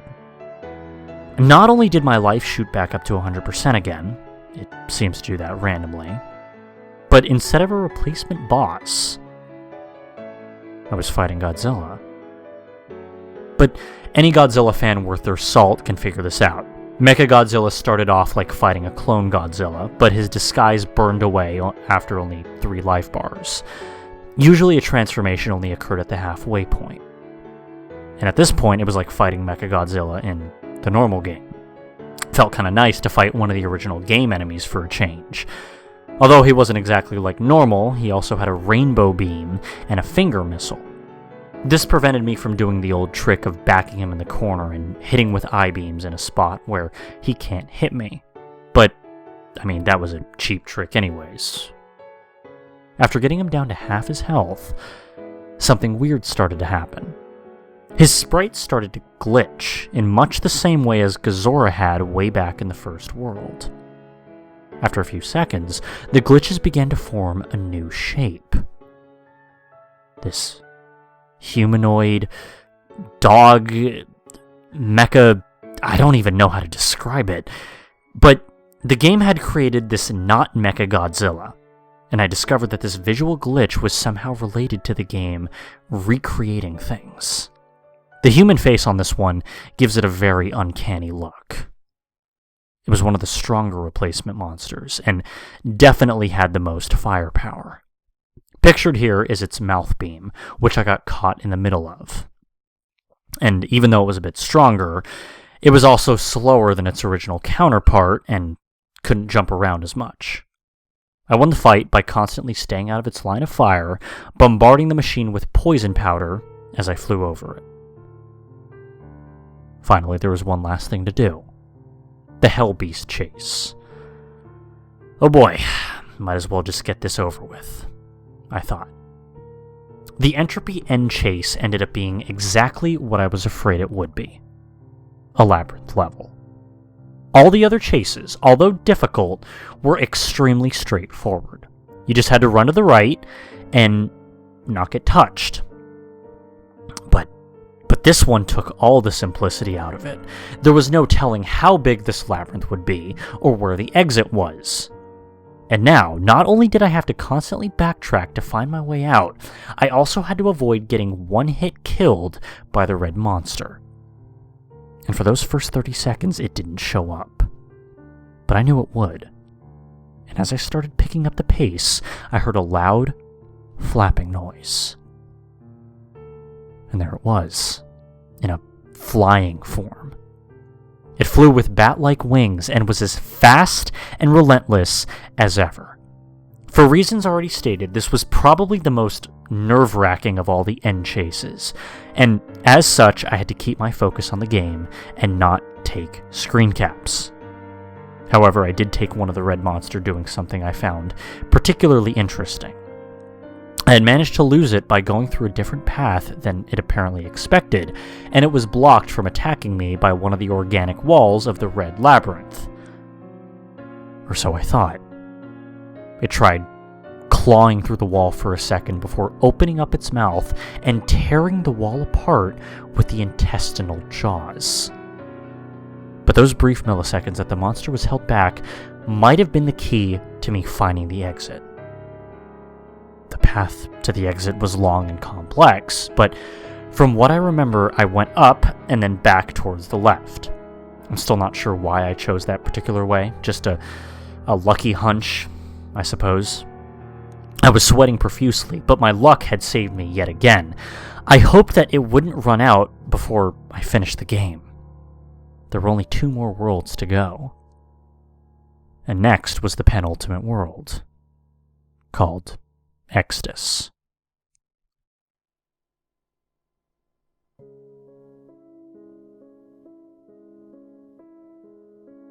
In the brief instant before the transition between Entropy and Exodus, I was hoping that I would get Godzilla and Anguirus back. And as the board appeared, I saw that my wish was half granted. I did have Godzilla back, but no Anguirus. I would have preferred both, but despite Anguirus' neat abilities, I would have chosen Godzilla if I really had to pick between the two. Now, Exodus had 2 different colored temples, white and pink, a pyramid, what looked like some modern buildings to match, and 2 other icons that I couldn't figure out what they were at the time. The new bosses were Kumonga, Gorosaurus, and not Ghidorah, whom I was dreading to see, let alone fight. With Godzilla back, I was excited again and eager to explore, yet still cautious. I went to the quiz level first, just as before, and this time, Face's questions were more random than ever. Do elephants breathe? Answer, yes. Reaction, weird face number 2. Have you ever been molested by a family member? Answer, no. Reaction, weird face number 6.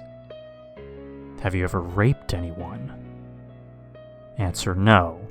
Reaction, weird face number 8. Is green your favorite color? Answer, no. Reaction, weird face number 10. Is the computer the pinnacle of modern technology? Answer, yes. Reaction, weird face number 4. Are you a tough guy? Answer, yes. Reaction, weird face number 12. Can you fly? Answer, no. Reaction, weird face number 9. Can you stand on your head? Answer, yes. Reaction, weird face number 7. Do you hate raccoons? Answer, no. Reaction, confused. Do you feel blame? Answer, no. Reaction, weird face number 11. Would you like a new monster? Answer, yes. Reaction, surprised. Will you miss me? Answer, yes. Reaction, sad. I was happy that I was getting a new monster, but that last question bothered me. Will you miss me? Is Face referring to when I finish the game? I thought. Since the revelation of the game's truly otherworldly nature, I wasn't sure what to even think of Face, let alone anything else in the game. But something about that last statement gave me a genuine feeling of sadness from Face.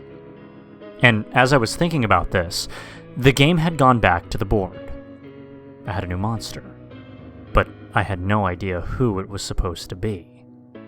The sprite had a slight resemblance to Rodan, but the head was totally off. I moved this mysterious newcomer to a white temple icon and started the level, And when I started the level, this screen appeared with the text, "Find the gem," presumably instructions for beating the level. And after that, I got my first look at my new playable monster. A hairy, dark blue creature with bat wings and a skull-like face named Solomon.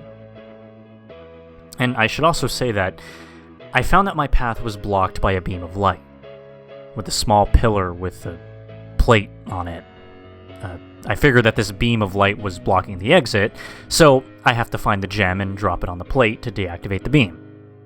How exactly I was going to do that, I didn't know. There wasn't anything in the original game requiring you to find an item to beat a level. I'd have to find out when I obtained the gem, and the only direction I had to go was left. So I proceeded. Solomon was an interesting monster, to say the least. He was capable of both flight and a heat beam, both of which proved to be very useful. He also could kick and slash with his wings, but he couldn't duck. Now, the White Temple's music was a vocalizing choir, or a video game approximation of such. It's kind of hard to describe, but it had a very holy sound to it. And it wasn't long before I started running into waves of strange new enemies. They did little to stop me. I ran past them while slashing and didn't take any damage. There was a pause between each wave of enemies. After you had killed about 10, there wouldn't be any for about a minute. Then the next wave would appear. And after 5 minutes, I noticed holes in the floor and ceiling. Guillotine-mouthed creatures were rapidly flying up and down these crevices, so I had to time my jumps carefully, because I didn't know if I could get another shot at this. Luckily, I managed to get through without a scratch. Just luck, I guess. And after that, I found myself at the end of the hallway, facing some kind of mini-boss monster. It moved fast and had some kind of projectile that shot in 4 directions, but I killed it quite easily using Solomon's heat beam. When the battle was over, I had my gem, which was inside the creature's head. I found that I could pick up and hold the gem by walking over to it and holding down B. I made the long trek back to the start, deposited the gem on the plate, which deactivated the beam. I left the stage, and was shown what was probably the strangest quirk relating to the Solomon monster. Every time you complete a stage, or defeat a boss with Solomon, this specific screen appears. I have no idea what "still the best 1973" means. Neither the date nor the phrase has any meaning or significance to me that I can think of, and I spent a lot of time thinking about it. The next level I played was one that I call Bronze Pyramids. I used Godzilla, and found that he had been leveled up to 12 since I last played him in Dementia. The Bronze Pyramids were fairly normal as far as these levels go, but the visuals were quite interesting, almost unusually colorful and lively. The music had a fittingly Egyptian style to it. It was slow and mysterious sounding. I strolled through the level, fighting off various enemies, none too difficult, although the ants could be a pain in the ass if you ran into too many at once. But my favorite enemy was this giant reptile that I encountered halfway through. And at the end of the level, I came to a giant pyramid, and engaged in yet another mini-boss fight. Although, this one was a bit different, because I had to fight 2 of these monsters at the same time. Individually, I could have dealt with them easily, but fighting both of them at once was admittedly challenging. I sped things up by tricking one of the twin beasts into barbecuing his brother by jumping when he uses his flame breath. And after defeating the twin monsters, I noticed something strange upon returning to the board. I was now able to move my monster piece anywhere on the board, without limits. Normally, Godzilla could only move 3 spaces each turn, and Mothra could move 5.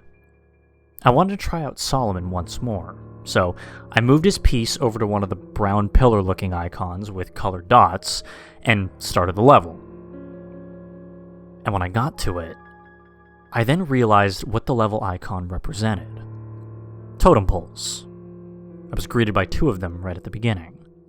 The music had a Native American sound to it. It seemed to be using the same instruments as the Entropy Forest, but was noticeably different. Just as foreboding, though. I walked around for 3 minutes, with nothing else in sight besides these totem poles. I didn't realize it until then, but I wasn't expecting another level with nothing alive in it, after all the activity in Entropy. Walking by those multicolored faces, this unnerving level left me feeling like I was being watched. It occurred to me that only about 10 minutes after I started Exodus, I was already halfway through. After getting back from the totem pole level, I tried out one of the TV screens to see how strange they were this time. This woman with an eagle head. Okay, even more strange than before, apparently. The music for this was the Uranus theme. I switched back to Godzilla to play another level, and this level was quite a surprise. A normal city level. The colors were gloomy, but even still, this was quite a shock. This was the kind of level I would expect to see in a Godzilla game, and I was kind of mad that I didn't get to play it earlier. The music was the Earth theme. And I also found it strange that a level fitting a Godzilla game would show up this late in the experience. I mean, there's really no point in crying over spilt milk, I suppose. Anyway, I moved Solomon over to a grayish-green icon, which turned out to be a giant high-tech laboratory of some sort. And lots of mechanical drones in this level, but Solomon cleared through them just like the White Temple enemies. The music was a gritty industrial beat. There was also a strange flying cyborg enemy, which was annoying because it would fly away when you jumped to attack it. Also of interest were these, I guess, large stasis tanks holding some kind of monster inside. As you would guess, sometimes the monsters awaken and shatter through the glass. I tried to get past the stasis tanks as fast as possible, because the monsters inside proved to be vicious little bastards upon release. At the end of the level was an elevator, which I used to go down to the bottom level of where the exit was, and along the way, I was shot at by security drones. I couldn't leave the elevator, so my only defense was the heat beam. The last level type was this simple thing that I call the Heart Temple, for obvious reasons. Nothing but a big hallway, filled with floating enemies shaped like actual human hearts. They're incapable of causing you damage, so what you do is run through the level, smashing as many as you can to get all the power-ups. One run through these levels would get the life meter back up to full, and I would greatly appreciate these levels later. The Heart Temple's music reminded me of a circus tune. Had an overly cheerful sound to it, which gave the level a really weird feeling. And having seen all the level types, I chose to fight Gorosaurus using Solomon. The music for this fight specifically was Gazora's theme. And it was during this fight that I realized that Solomon is overpowered as fuck. A single well-aimed slash can take down as many as 4 of the enemy's life bars. Due to this, the fight was over very quickly. Gorosaurus had no projectile attacks, or anything else that could match Solomon's deadly claws. But I kept the fight going just long enough to see if Gorosaurus would use his iconic kangaroo kick. And I was greatly pleased when he did. Even though I knew Solomon was my fighting ace, I used Godzilla to fight Kumonga, just for variety. I briefly considered using Mothra, but of course, Godzilla won out. Kumonga was also a simple opponent. No heat beams or anything. He attacks you by jumping on you, stabbing with his mandibles, and also uses his signature webbing stream to paralyze you. Once you get webbed, Kumonga will sometimes take the opportunity to attack, but it's mostly a way to buy some time. like Godzilla backing you in the corner until the time runs out, His music was Hidora's theme.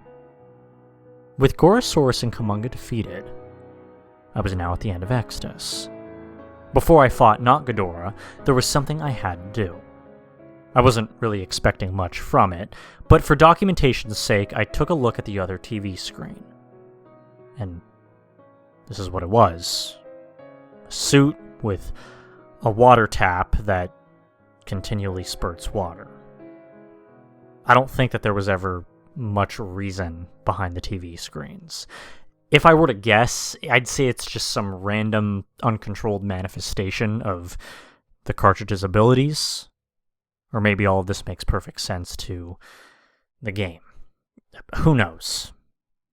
Anyway, Mr. Fawcett's theme was the Saturn music.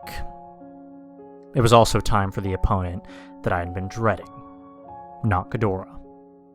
Although I had gained courage with Solomon's combat advantages, I was still nervous. And when I started the fight, I was immediately confused. My opponent, instead of not Ghidorah, was not Gazora. I defeated the imposter with a few strikes, and then not Mogra appeared. Then it made sense. In order to get to not Ghidorah, I had to battle all the previous replacements first. And battle them I did. Over and over and over. I mean, it was pretty daunting. I tore my way through them until I finally made it to not Ghidorah, who was a Doran. Once I stopped laughing, I destroyed him with only 2 slashes. The music stopped, and I thought that I was going back to the board, but the battle wasn't over yet. No. See, the real fight was against the Chimera, a monstrous hybrid of all of the replacement beasts. Now, naturally, this was by far the most difficult boss yet. Every attack of his would cut down whole life bars per use, while attacks against him were greatly weakened. Solomon's Slash, for example, was now lucky to take away 1/2 of a life bar. During this battle, I gained a great appreciation for 2 things: the boss fight time limit and the Heart Temple. Had it not been for those things, I might never have beaten this boss. And to take down this behemoth, I came up with a strategy. I would switch between Godzilla and Solomon. As one began to get dangerously low on health, I would take him through the Heart Temple, while fighting Chimera with the other. I should count my blessings that Chimera couldn't regain lost health. And it was a shitload of it. A very interesting thing about Chimera was that the colored sections on his body corresponded to his different body parts. So, each body part effectively had its own life meter. The head was invincible as long as the other parts were present, and would always be the last part to be destroyed.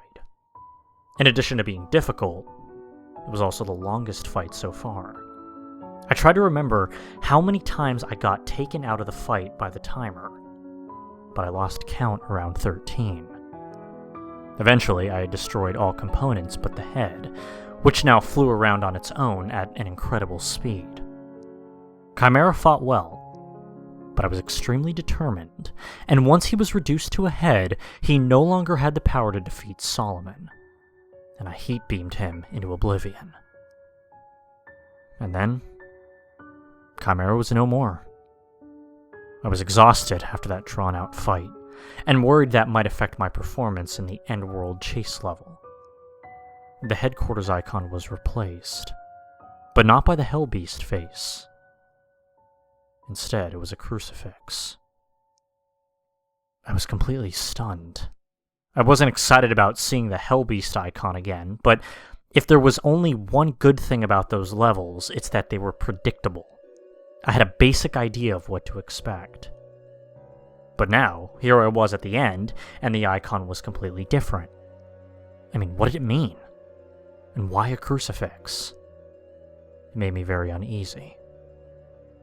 I attempted to start the level with Solomon, but couldn't. I got this notice that simply stated, "Solomon can't enter here."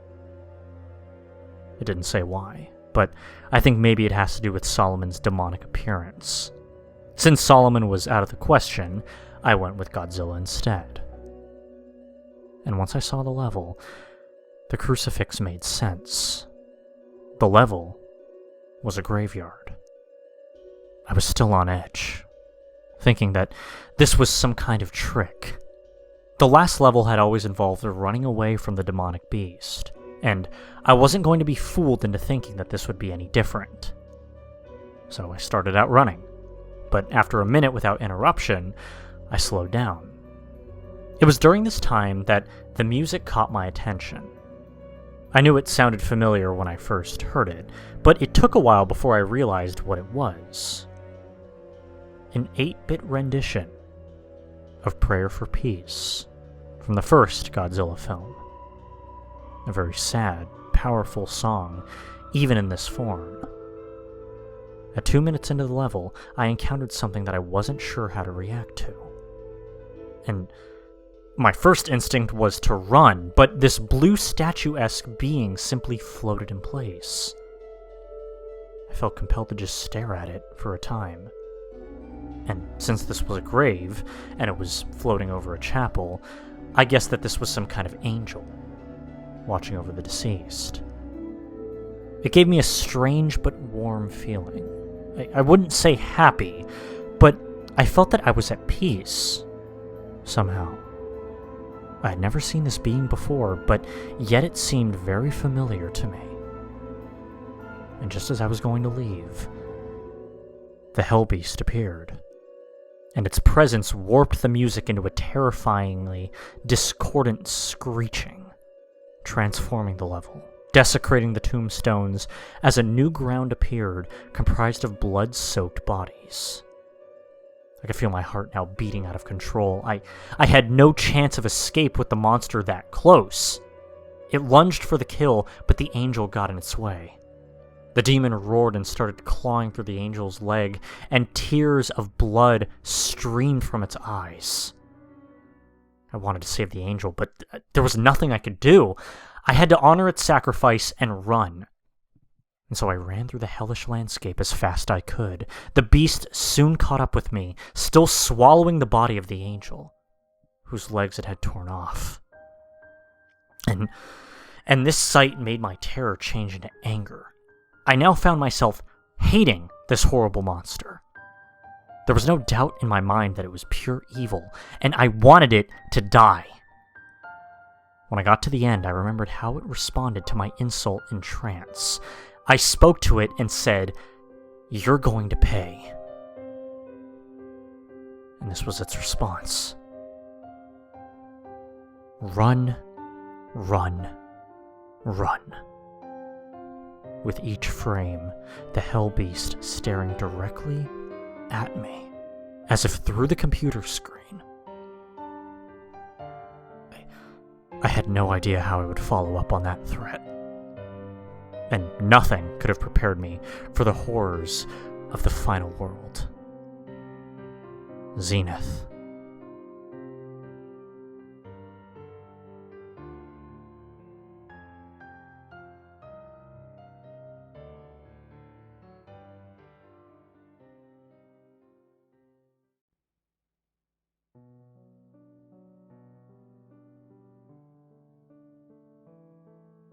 And here we are, at the final world. I don't like to discuss this part, and it still bothers me, to an extent. But it's something that I have to do, so that I can put this behind me. People deserve to know. At this point, I was well aware of the game's unnatural nature. But Zenith was different than the other worlds. While the others were certainly strange, and even sometimes frightening, the world of Zenith was like a nightmare. And I didn't have to go any further than the board screen for an indication that something was wrong with Zenith. The first thing I noticed was the blood-red texture of the board, and the music, which was an eerie whistling tune. I noticed that I had Solomon and Angerus back, and I felt better for a second. Then I scrolled over to the right to see who my enemies would be this time.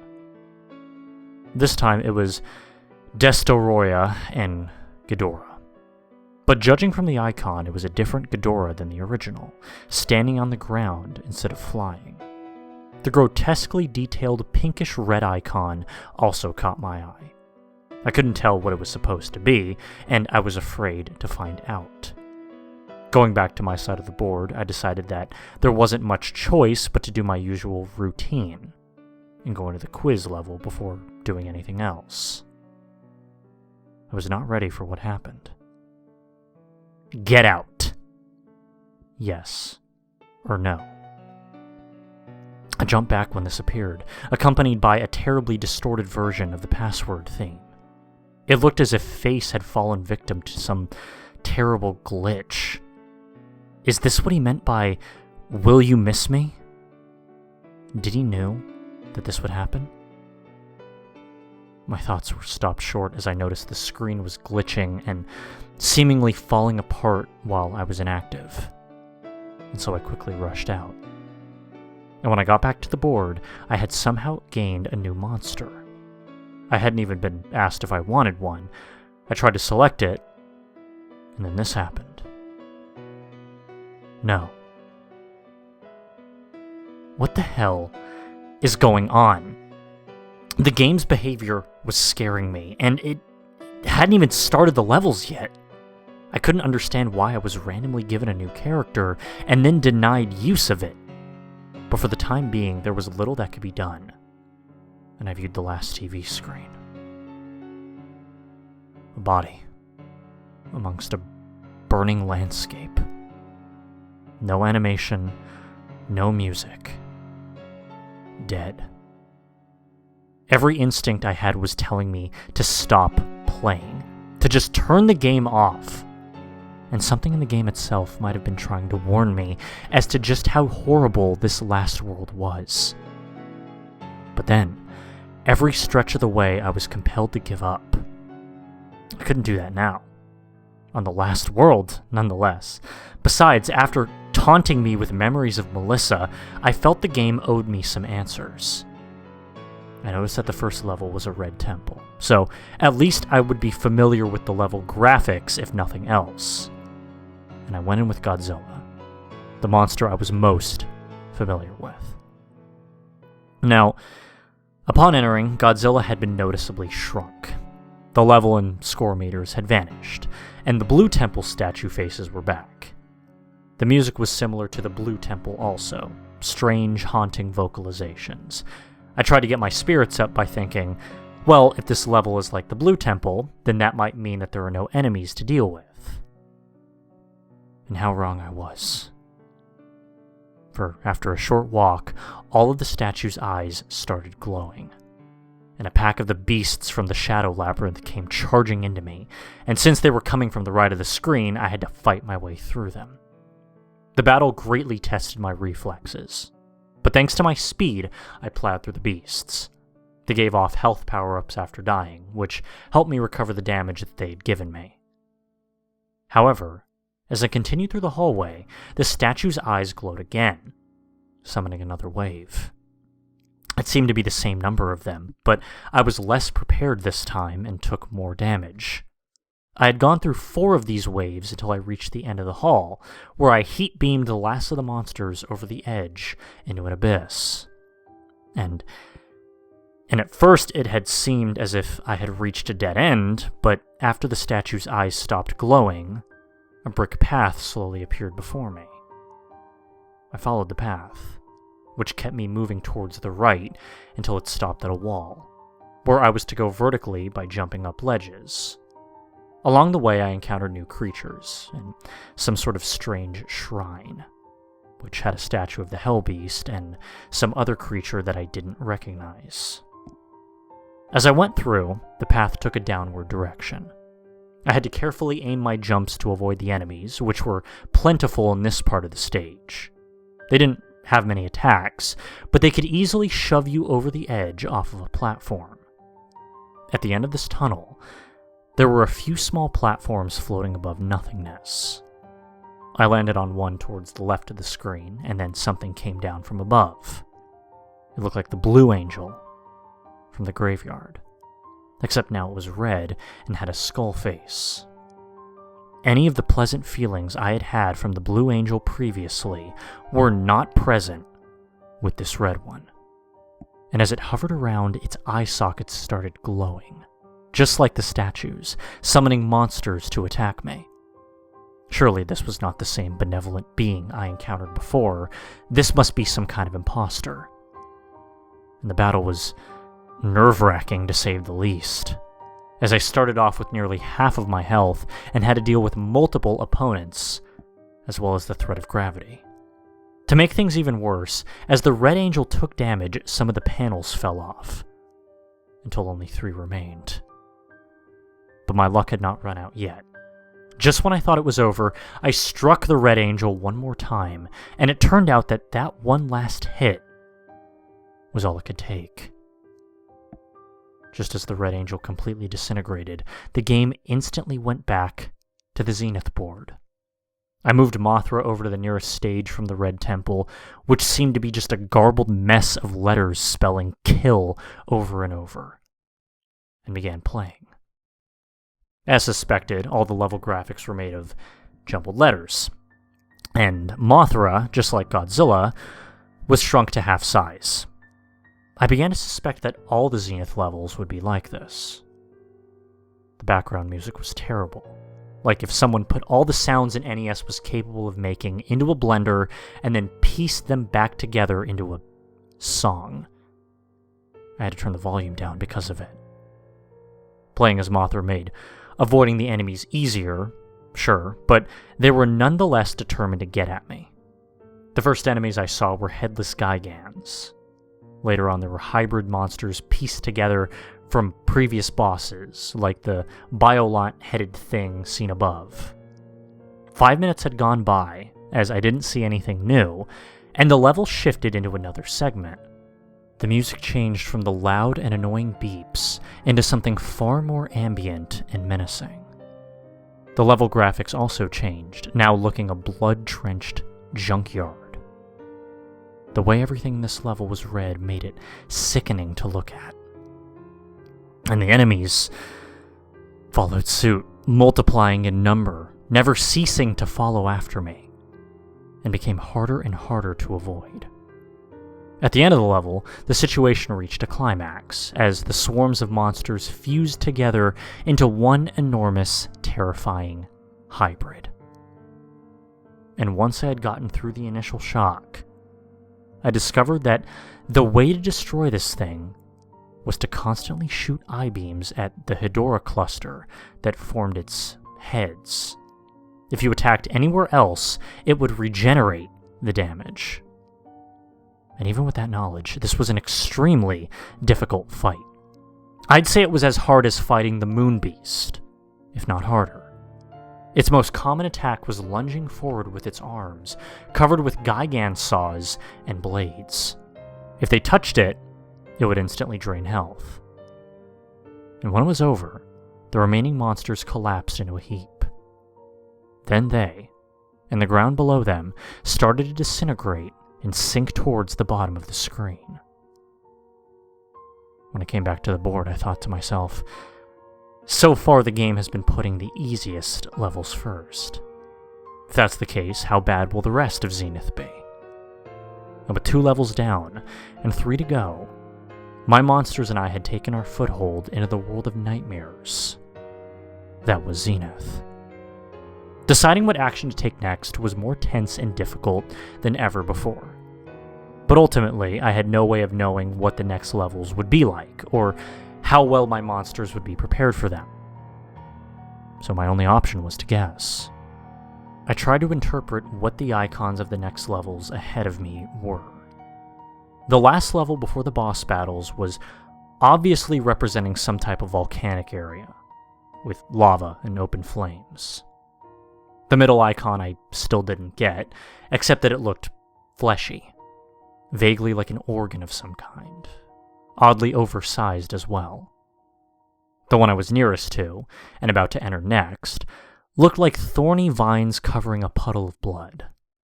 I guess this would be a level with blood rivers, like the chase level of Dementia. and as such, I went with Angerus, because due to his rolling move, he would have the fastest speed while submerged. The level, which I call Blood Lake, looked about what I expected. Rivers of blood accompanied by thorn-covered vines, which were scattered along the sides of the ground.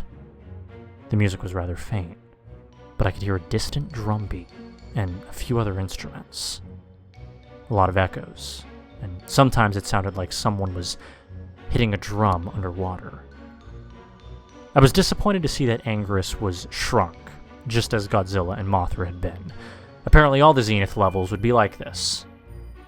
I felt less secure with my giant monsters no longer so giant. I walked along without interruption for only a minute, until my path reached a dead end. There was a massive gap between the ground that I was walking on and the ground to the right of the screen. I would have swam across it and continued walking to the right, but due to the huge mass of brambles in the way, there was nowhere to go. Two creatures with gliding membranes on their arms and lamprey-like mouths were perched on outstretched vines and screeching at me, much like a crow does to an invader of its territory. Another unnerving display of possible sentience by the creatures of this game. If it's even accurate to refer to them as being of the game, that is. I descended into the blood, slowly sinking to the floor, as it was my only option. Aquatic enemies were everywhere, and they were hard to avoid. The black shark in particular was very aggressive, and hard to deal with, but thankfully I only encountered one. And as the scene became more and more crowded, I swam up to the surface, to find that it was littered with floating corpses. Creepy, but at least they're not a threat. Or so I thought, until they all sprang to life and leaped on me. They were trying to pull me under, and they were draining my health as they did it. They all attacked as a group, and when I got one off of me, another one would jump on me from behind. I had to curl up into a ball and roll for them to loosen their grip, and when they did, I quickly retreated. It wasn't long before I had reached another land path. A note regarding the brambles: you can stand on them, but it causes pain. And you can also destroy some of the vines, but only the thinner ones. I had to destroy multiple vines, as well as dealing with more enemies. Until I was interrupted by a scream. Mother. Now, this blank screen with white text was only up for about 30 seconds. Then I went back to the level. I was facing another dead end, and a pregnant humanoid creature being hanged from the top right of the screen by a spine and umbilical cord showcased. Instantly, the creature's belly was split open from the inside, and as the lower part of its body was ripped apart, it fell into the river below. The Blood Lake's boss was also revealed. It came flying towards me, making a shrill, hacking scream, forcing me to move back. The bat was a highly mobile boss, fast and extremely difficult to hit. As I moved back along the ground, the monster opened its mouth and shot out a barrage of needles. I jumped over them and managed to give it a blow to the head, and it started flying out of my reach. As the bat was flying, it shot a stream of fire from its eye sockets, and started trying to hit me with the flames. I rolled along the ground, which drained my power, but put us at equal speed. This cycle repeated around 3 times, till the monster was finally defeated. With most of my health drained, I went back to the edge of the level, and the large bramble vine blocking the exit was now gone. Now, only 2 levels left to go. Who to send this time? Godzilla, Mothra, and Angerus had all completed 1 level, leaving Solomon, and also the mysterious 5th monster.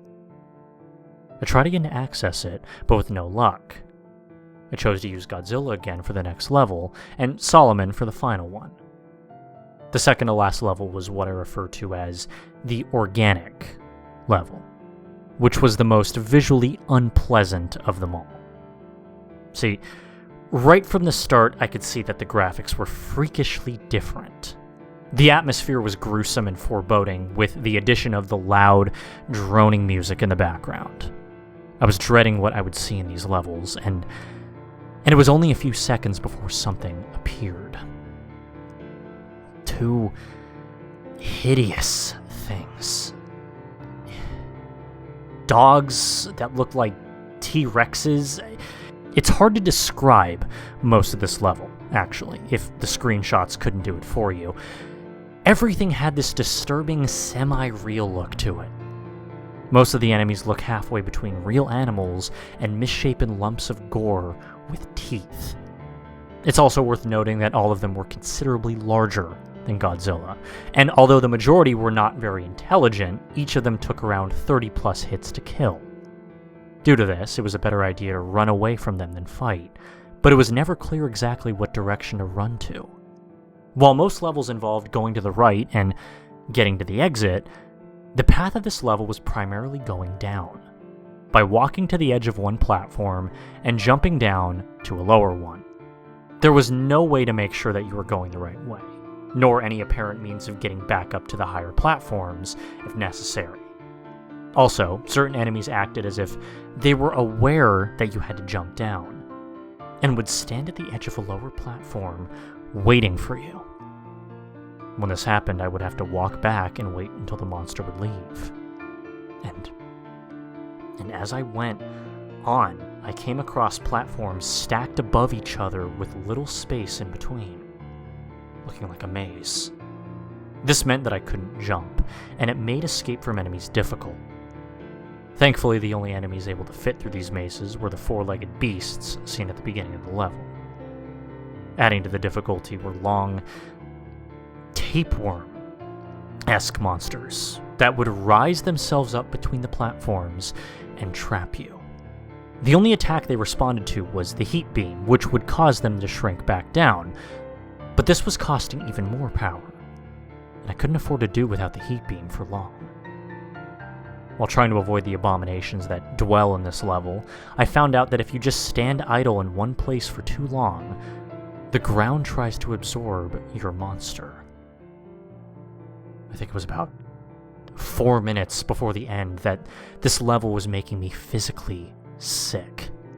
The tension was getting to me, and having to take in all these disgusting sights made me want to puke. I nearly did pause the game and look for a bag, but I was able to hold it together. I also found a trick at the end of the level, though it was too late to do me any real good. If two different species of monster to run into each other face to face, they would fight each other and leave me alone. I didn't intentionally cause this, it just happened. And finally, at the end, it was time for another boss fight. It was certainly ugly, but not quite as horrific as I feared it would be. But more importantly than dealing with its appearance was defeating it. And since I had less than half my health bar to start with, there was no room for errors. It was attached to the floor when I first saw it, but after 10 hits it detached from the floor and began floating. It moved fast, and unlike the Blood Lakes boss, he wasn't impeded by any sort of gravity. It was even able to fly through the ground without any collision effect. It used this to its advantage, and would float beneath the ground and spring up randomly to bite at you. But it stopped doing this after a few well-aimed kicks to the face. The pink area on its upper jaw was a weak point. Too many hits, and it would cause it to spasm uncontrollably. The new strategy was to rapidly float down while moving back and forth across the stage, trying to constantly keep its jaws aimed towards me, and health was getting critical at this point, and I spammed the heat beam from which it had no defense. In the last stretch of the battle, the monster had lost its mind, rapidly rushing back and forth and gnashing its jaws. I had to duck under it and then strike when its back was turned. 20 more hits, and it was destroyed. One last level to go. And then it was down to one last level. I didn't hesitate. I selected Solomon and entered, perhaps a little too fast. This last level was definitely the peak of disconnect between what the NES was graphically capable of and what this game could create. The music also caught my attention. It was one of the only songs that appeared more than once. That horrible screeching from when the Hellbeast appeared in the graveyard. As soon as I started, there was already an enemy prepared to attack. A centaur wielding a whip. And it wasn't alone. When I started fighting, several more centaurs appeared, coming from both sides of the screen at the same time. It was too much to handle. Solomon's flight saved me from taking too much damage at the start of the level. The centaurs simply followed after, but seemed to be unable to jump. After escaping the centaurs, I noticed gaps in the ground. While trying to avoid the jumping sword-mouthed enemies in mid-flight, I got close to the surface of the lava, and a creature emerged trying to grab me. It didn't succeed, but, I was startled. Careful maneuvering would be needed to avoid instant death here. As new enemies appeared, the level soon became very difficult. A lot of the trouble came from the stocky red demons that stood on top of tall, narrow mountains and spewed fire. I got by them by waiting till their back was turned and hitting them with a flying kick, which made them fall into the lava. And it was at this time that I noticed that I wasn't gaining any health from killing enemies anymore. Not all the ground was stable. At one point, the ground was reduced to small chunks that slowly drifted towards the right. Some of them would sink into the lava upon landing on them, and there was no way to tell which ones would sink and which ones wouldn't. Being so close to the lava added to the threat of the lava creatures, and this was very frustrating. I was also feeling very hot, which made concentrating hard. If you've ever had a heat rash, it felt about similar to that. I had periodically stopped for water because of it. This was almost certainly due to the game, and not my imagination, but I kept pushing the thought out of my head. I didn't want to think about it. At the end of the stage, I encountered the boss rising from the lava, its arrival noted by an ungodly howling roar. And when it walked onto the land, I saw how gigantic it was. Several times the size of Solomon. I was about to fly up and attack it when it opened its mouth and let out a huge blast of fire. I had to fly to dodge the flames, and then get close enough to the boss to fire a heat beam at its face, causing it to stumble backwards. If it didn't stumble backwards, it would have kept moving left until it forced Solomon into the lava, as there was no more ground within reach. The beast had to wait between uses of its fiery breath, as it seemed to cost a great deal of energy. I used this time to attack it, but fire wasn't its only weapon, and I had to be wary of the monster swatting at me with its clawed hands. As its health decreased, it moved faster, and the battle felt like a tug-of-war between the two monsters over this bridge of land. And after about 40 long, drawn-out hits, it was defeated, tumbling backwards into the lava from whence it came. The final stage had been completed. At last, it was down to 2 bosses, and a final encounter with the Hellbeast. For some reason, I thought Ghidorah would be easier to beat, so I confronted him first. The classic Ghidorah battle music from the original started up as I was faced against the new King Ghidorah. King Ghidorah was as powerful and unrelenting as ever. He instantly lashed out with gravity beams, which was more damaging than Godzilla's heat beam. It became a struggle of constantly beating Ghidorah at every opportunity to keep him from using the attack. But Ghidorah soon saw through my tactic, and started using physical attacks as well. He would strike with each of his necks, knocking me backward and making it impossible to get close enough to punch him. But I had an idea. To wait for him to lunge with one of his heads, and immediately blast it with a heat beam. It worked. Yeah, and to my surprise, the heat beam had actually obliterated Ghidorah's middle head. It was only a few seconds before I realized what this would lead to. And sure enough, King Ghidorah was using the power of the glitch to transform into Mecha King Ghidorah. But what really shocked me was the sudden change of music. I had heard it before, but it wasn't from the original NES game. It was from the game Super Godzilla, during the Mecha King Ghidorah fight. Mecha King Ghidorah's first attack was its most deadly, the Machine Hand. Very similar to Gigan's Saw, it immobilizes the monster and rapidly drains the health bar. Fortunately, before Ghidorah could do a lot of damage, the timer ran out. I would need to defeat Mecha King Ghidorah quickly to prevent him from using the Machine Hand, so I sent Solomon to fight him. The two monsters were evenly matched in strength, but Solomon was faster. And by slashing and heat beaming without pause, the cyborg monster soon met its end. And with Ghidorah defeated, I was returned to the board. I now outnumbered the enemy by 4 monsters to 1, and victory seemed to soon be at hand. The base icon had changed to a blood red color, and I could feel hatred emanating from it. I started the fight against Destoroyah with Anguirus, and the music was the same as Ghidorah's.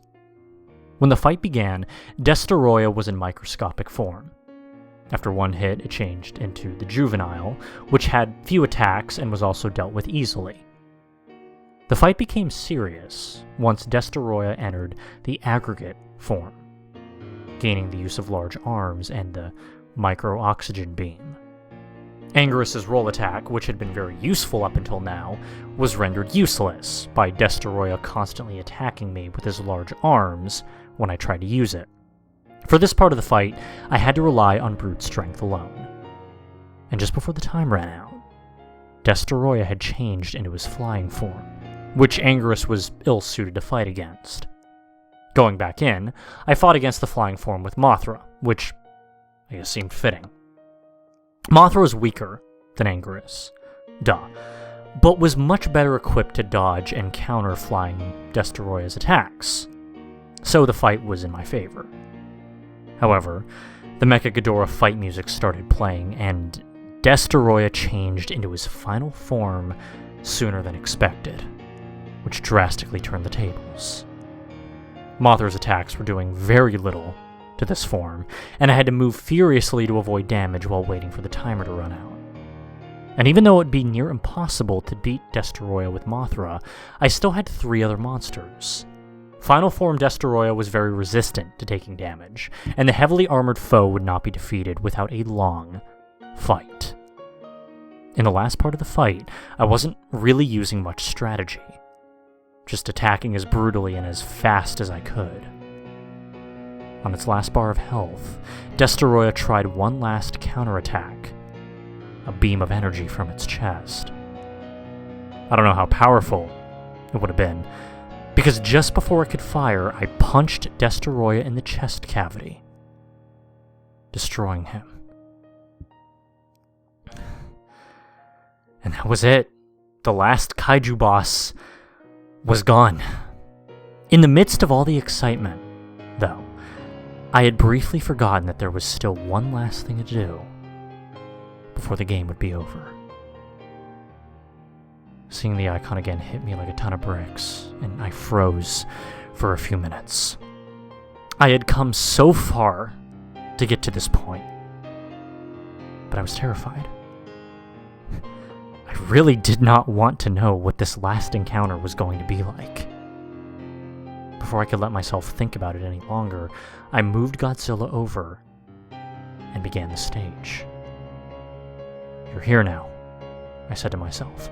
"This is the end. Just one last thing, and then it's all over."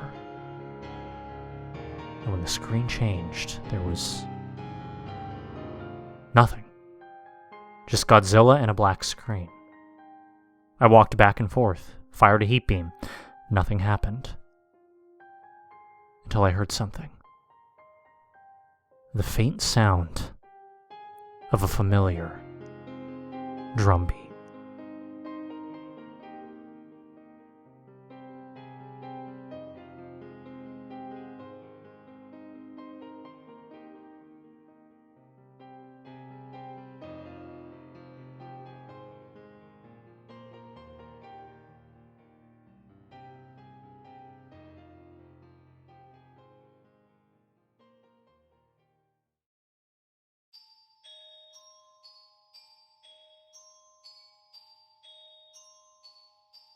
Oh dear God. That was my first thought, on realizing that I would have to fight Red, the creature that tormented me through nearly the whole game. How would I be able to fight something that can kill me with one touch? It seemed totally impossible. Thankfully, Red was no longer able to deliver one-hit kills. But despite that, this was still the most difficult battle I've ever faced, in this game or otherwise. If I had any real comprehension of what I was getting into before I started the fight, I would have never have done it. I very soon learned what a horrible mistake I had made. Red reached out and clawed at Godzilla. And when those claws cut through him, I felt it. I know that it's common for people to cringe up when their video game character gets hit or loses a life, but this was not that. This was genuine physical pain. When the pain struck me, I paused the game. I hadn't suffered any actual injuries, but it felt just like my shoulder had been clawed through. I had seen and experienced many unpleasant things at this point, but the game causing me real pain was where I drew the line. Yes, I'd be disappointed that I wouldn't get to see the ending, but the risk was no longer worth it. I was about to get up to take one last screenshot and turn off the NES when I realized something else. I couldn't get up. I was paralyzed to my seat. The only muscles I could move were my fingers and thumbs. And as the terror set in, a new message appeared on the screen. You are not leaving. I started to scream, but only a weak choking sound was coming out. I desperately tried to get my body to move, but it did nothing. I was looking every direction, and then I looked over at the computer. Somehow, the computer was taking screenshots of the game on its own when I began the fight. I still don't know how or why. Something in the game must have been causing it. And since Red could hear what I was saying, I tried begging for him to let me go.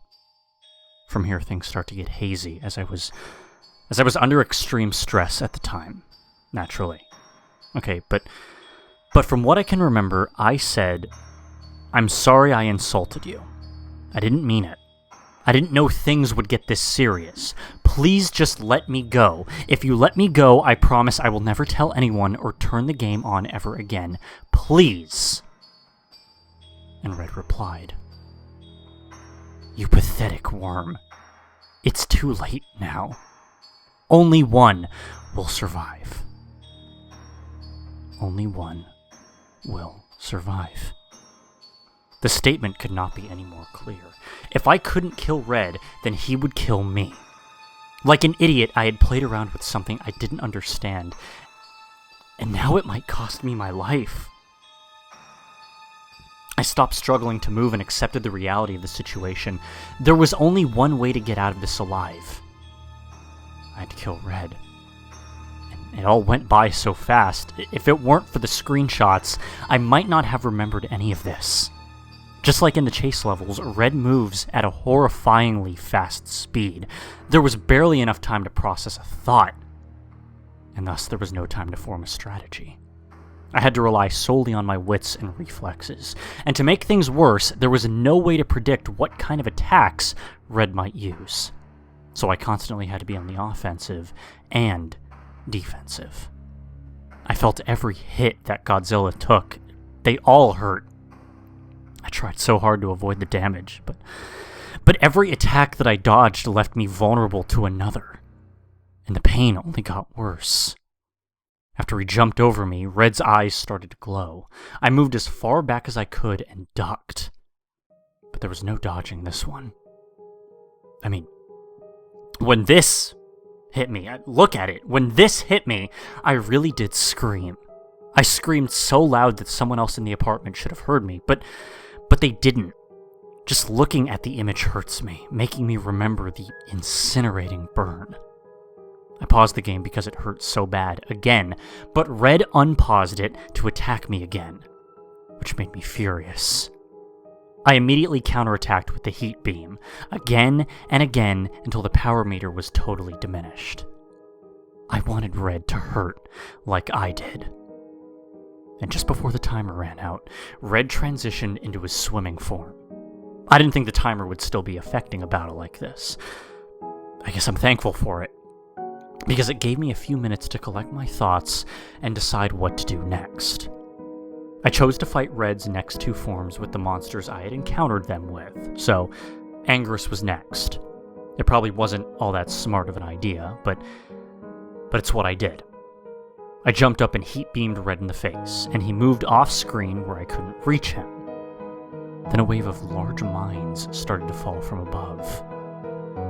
I felt this was unfair, so I shouted, "If you're going to cheat, then why do you even let me use the controller?" Can't break the rules, was what was shown next.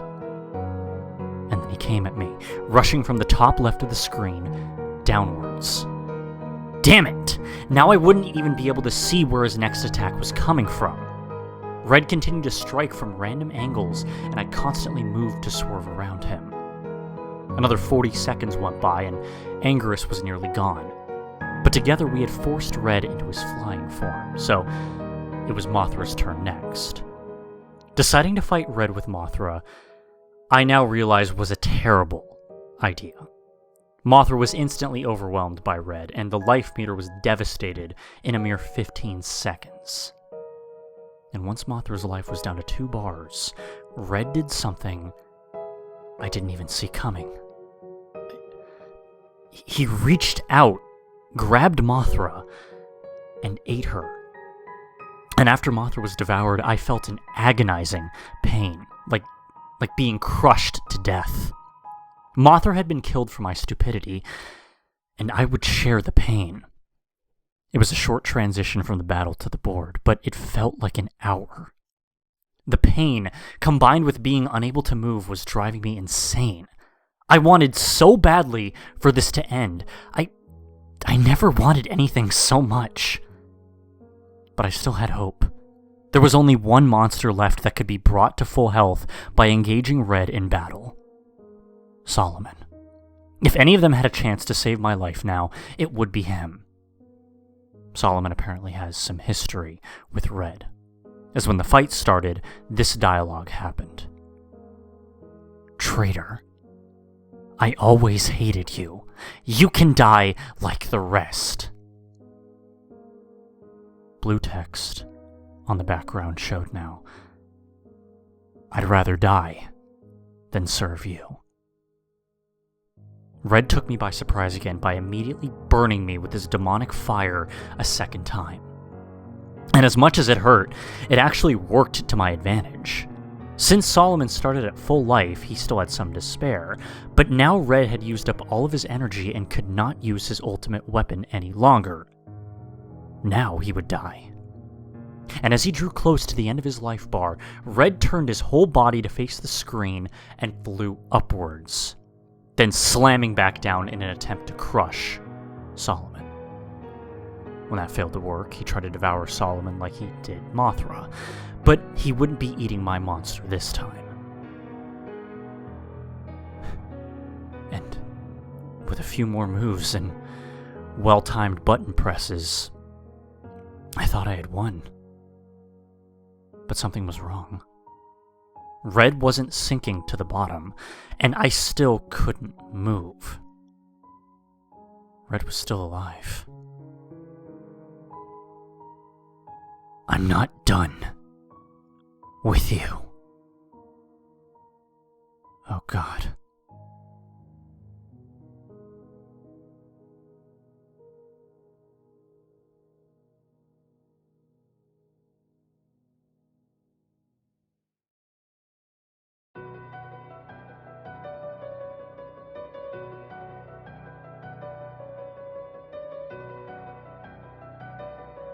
After a seeming defeat by Solomon, Red had reconstructed his body into his gigantic final form, transporting us to a blazing inferno in the process. It was reminiscent of our first encounter, actually.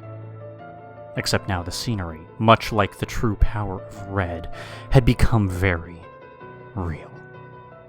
The music had erupted into a loud blaring sound, a furious drum of death. Faced against Red's insane amount of health, my own demise was imminent. Solomon was my strongest monster, but not even he stood a chance. It was like trying to fight a mountain. And within seconds, Solomon was overpowered and dropped to the floor, when Red crushed him to death underneath his foot. The sadistic demon took his time as he snapped Solomon's vertebrae and ribs like dry, brittle twigs. I could tell he was enjoying our pain. You are weak. Your monsters are weak. You will all die. This is hopeless. I'm a dead man, I thought. I had no choice but to send another monster to his death. We were all going to die, and I only hoped that they would forgive me. After decreasing Red's health by a minuscule amount, Angerus was also obliterated.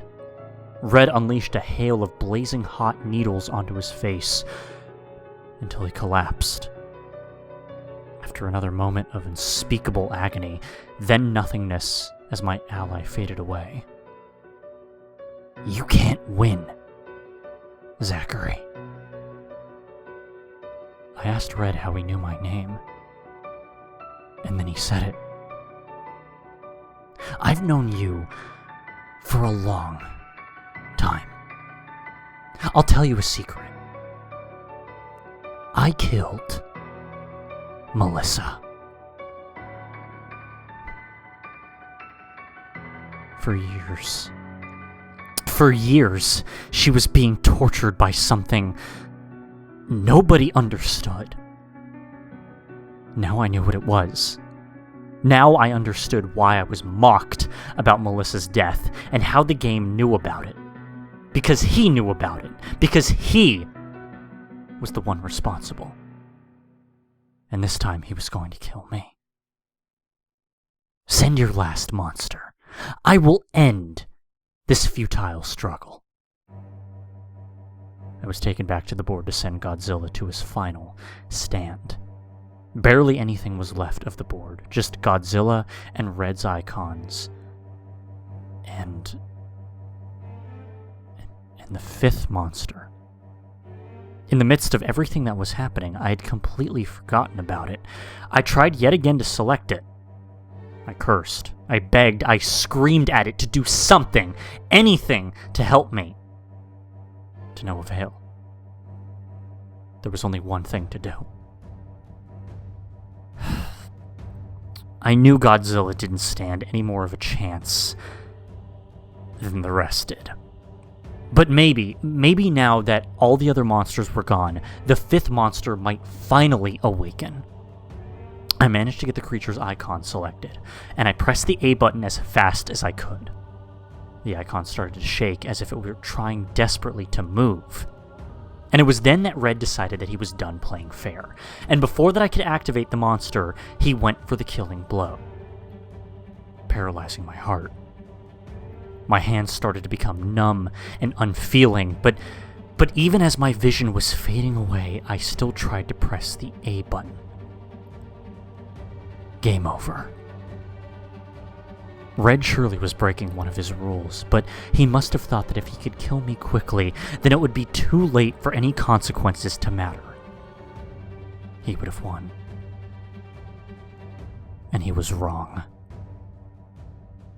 Game over. Game over.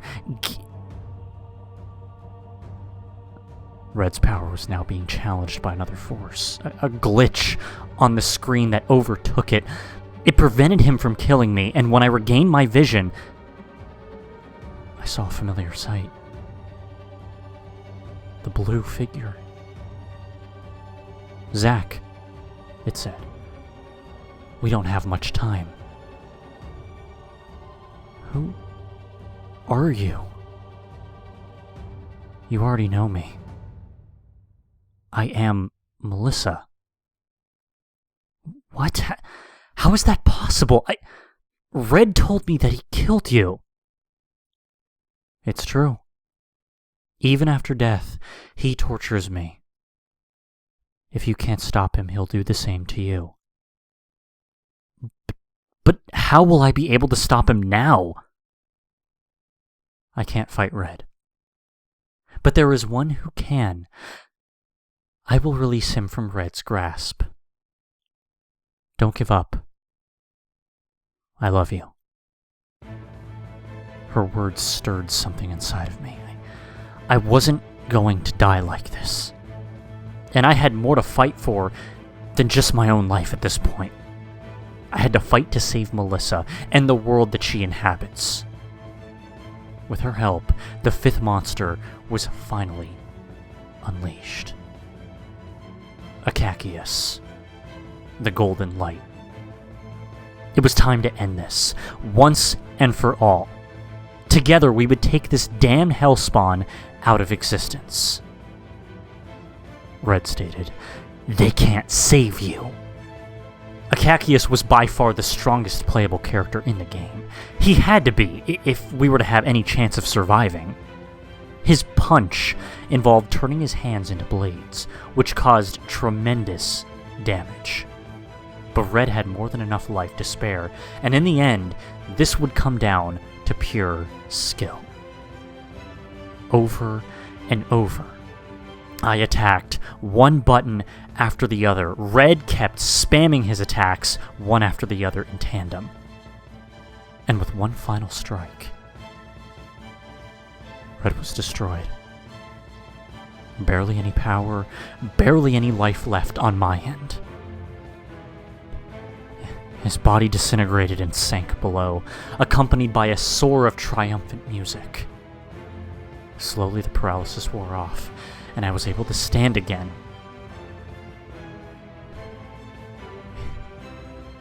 We had done it.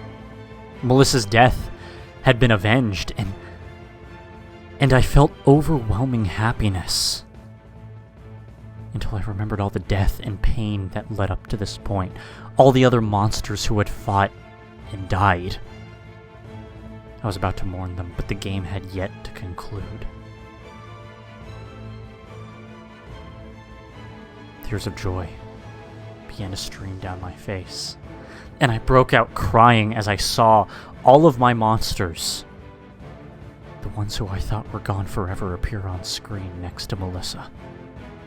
Face was even there. I cried harder than I had in several years, maybe in my whole life. All I had been through, all I had discovered. And now the game was finally coming to an end. But before she and the others left, Melissa had something to tell me. You've saved us, Zachary. We are forever grateful. We'll be together again. Someday. We'll be together again. Someday. And with that, I was brought to the title screen.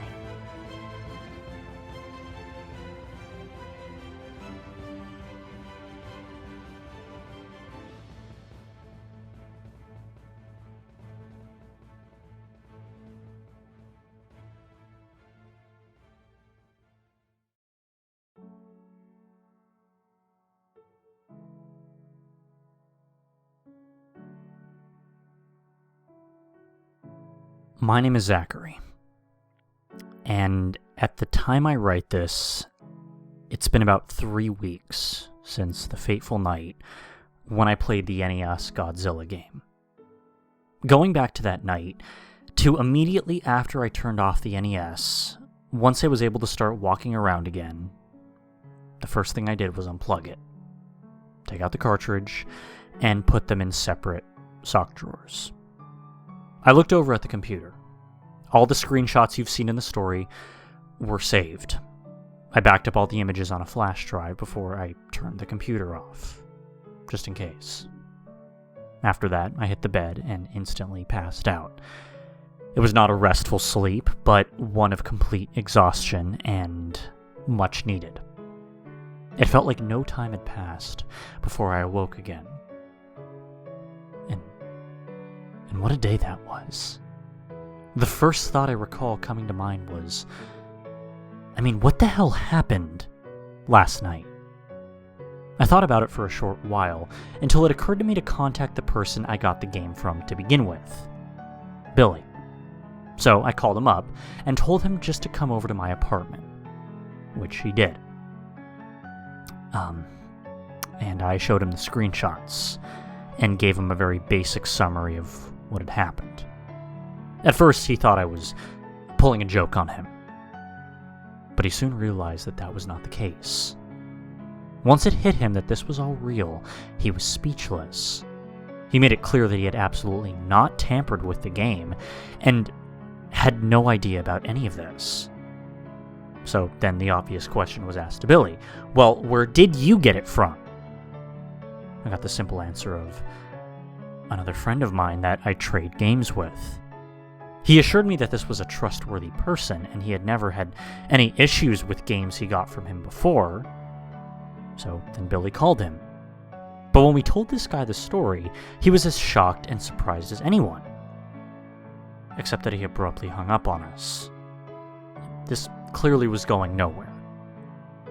Before Billy left that day, he asked me if I wanted to take the cartridge and dispose of it. I sharply declined. He asked how I could possibly still want to keep the thing, and I told him that I needed to think it over. And that was that. Billy and I haven't really talked much since.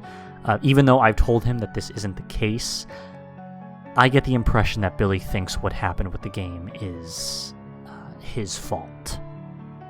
And after he left that day, I did a lot of thinking. It was very hard for me to do anything else, really. I couldn't stop thinking about the game. There were so many questions left unanswered. What was Red? Was Melissa really in the game? How did she get there? Why did all this happen with this game in particular? But the one question that kept me for many nights stumped was, Red had said that he'd known me for a long time. How? Ever since then, I can't shake this feeling of being watched. The game made me ask myself questions about death and reality in ways that I've never even wanted to think about. I'm not too sure of anything anymore. Constantly thinking about it soon began to have a negative impact on my life, and I just didn't care about anything else at this point. By comparison, all the other day-to-day activities seemed, utterly pointless. But I eventually decided that I had to choose between one of two things. Try to play the game again, or destroy it. I tried several times to convince myself to try the former, but I never got farther than plugging the NES back up. Just touching the cartridge made me remember all the pain that I felt during the fight with Red. I wondered if perhaps playing the game again myself might cause something terrible to happen. I didn't know anything about how this game worked, and decided that it was too risky. I wasn't sure that I could stand another round of the game anyway. So, then it was time for the other option. Wanting to get some fresh air, I took the game with me and drove to the lake, planning to throw it in. I got up to the lake with the cartridge in my hands, and I looked down on it, and I thought of Melissa. If what I had experienced in the game was indeed genuine, doing what I did may have been the only way to save her from endless torture. In a way, this warped game might have saved her soul. Damn it. Once that thought came into my head, I knew then I wouldn't be able to destroy it. So I just sat down on a bench, gazing at the lake for about an hour.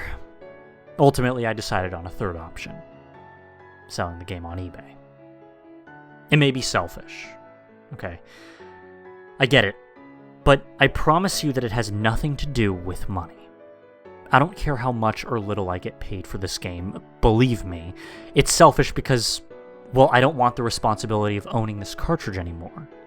I can't dwell on this forever, and the only way I can deal with this is by putting the game out of my life. So, I guess this brings me to the main reason I created a summary of these events. First was to record the details while I can remember them, and second is that whoever bids on this game knows what they're getting into. I can't guarantee the safety of anyone else who plays the game, or that anything will happen at all, but I suppose to the new owner of the game, remember this. Be careful. And if you feel as if the game is literally messing with your mind, shut the damn thing off.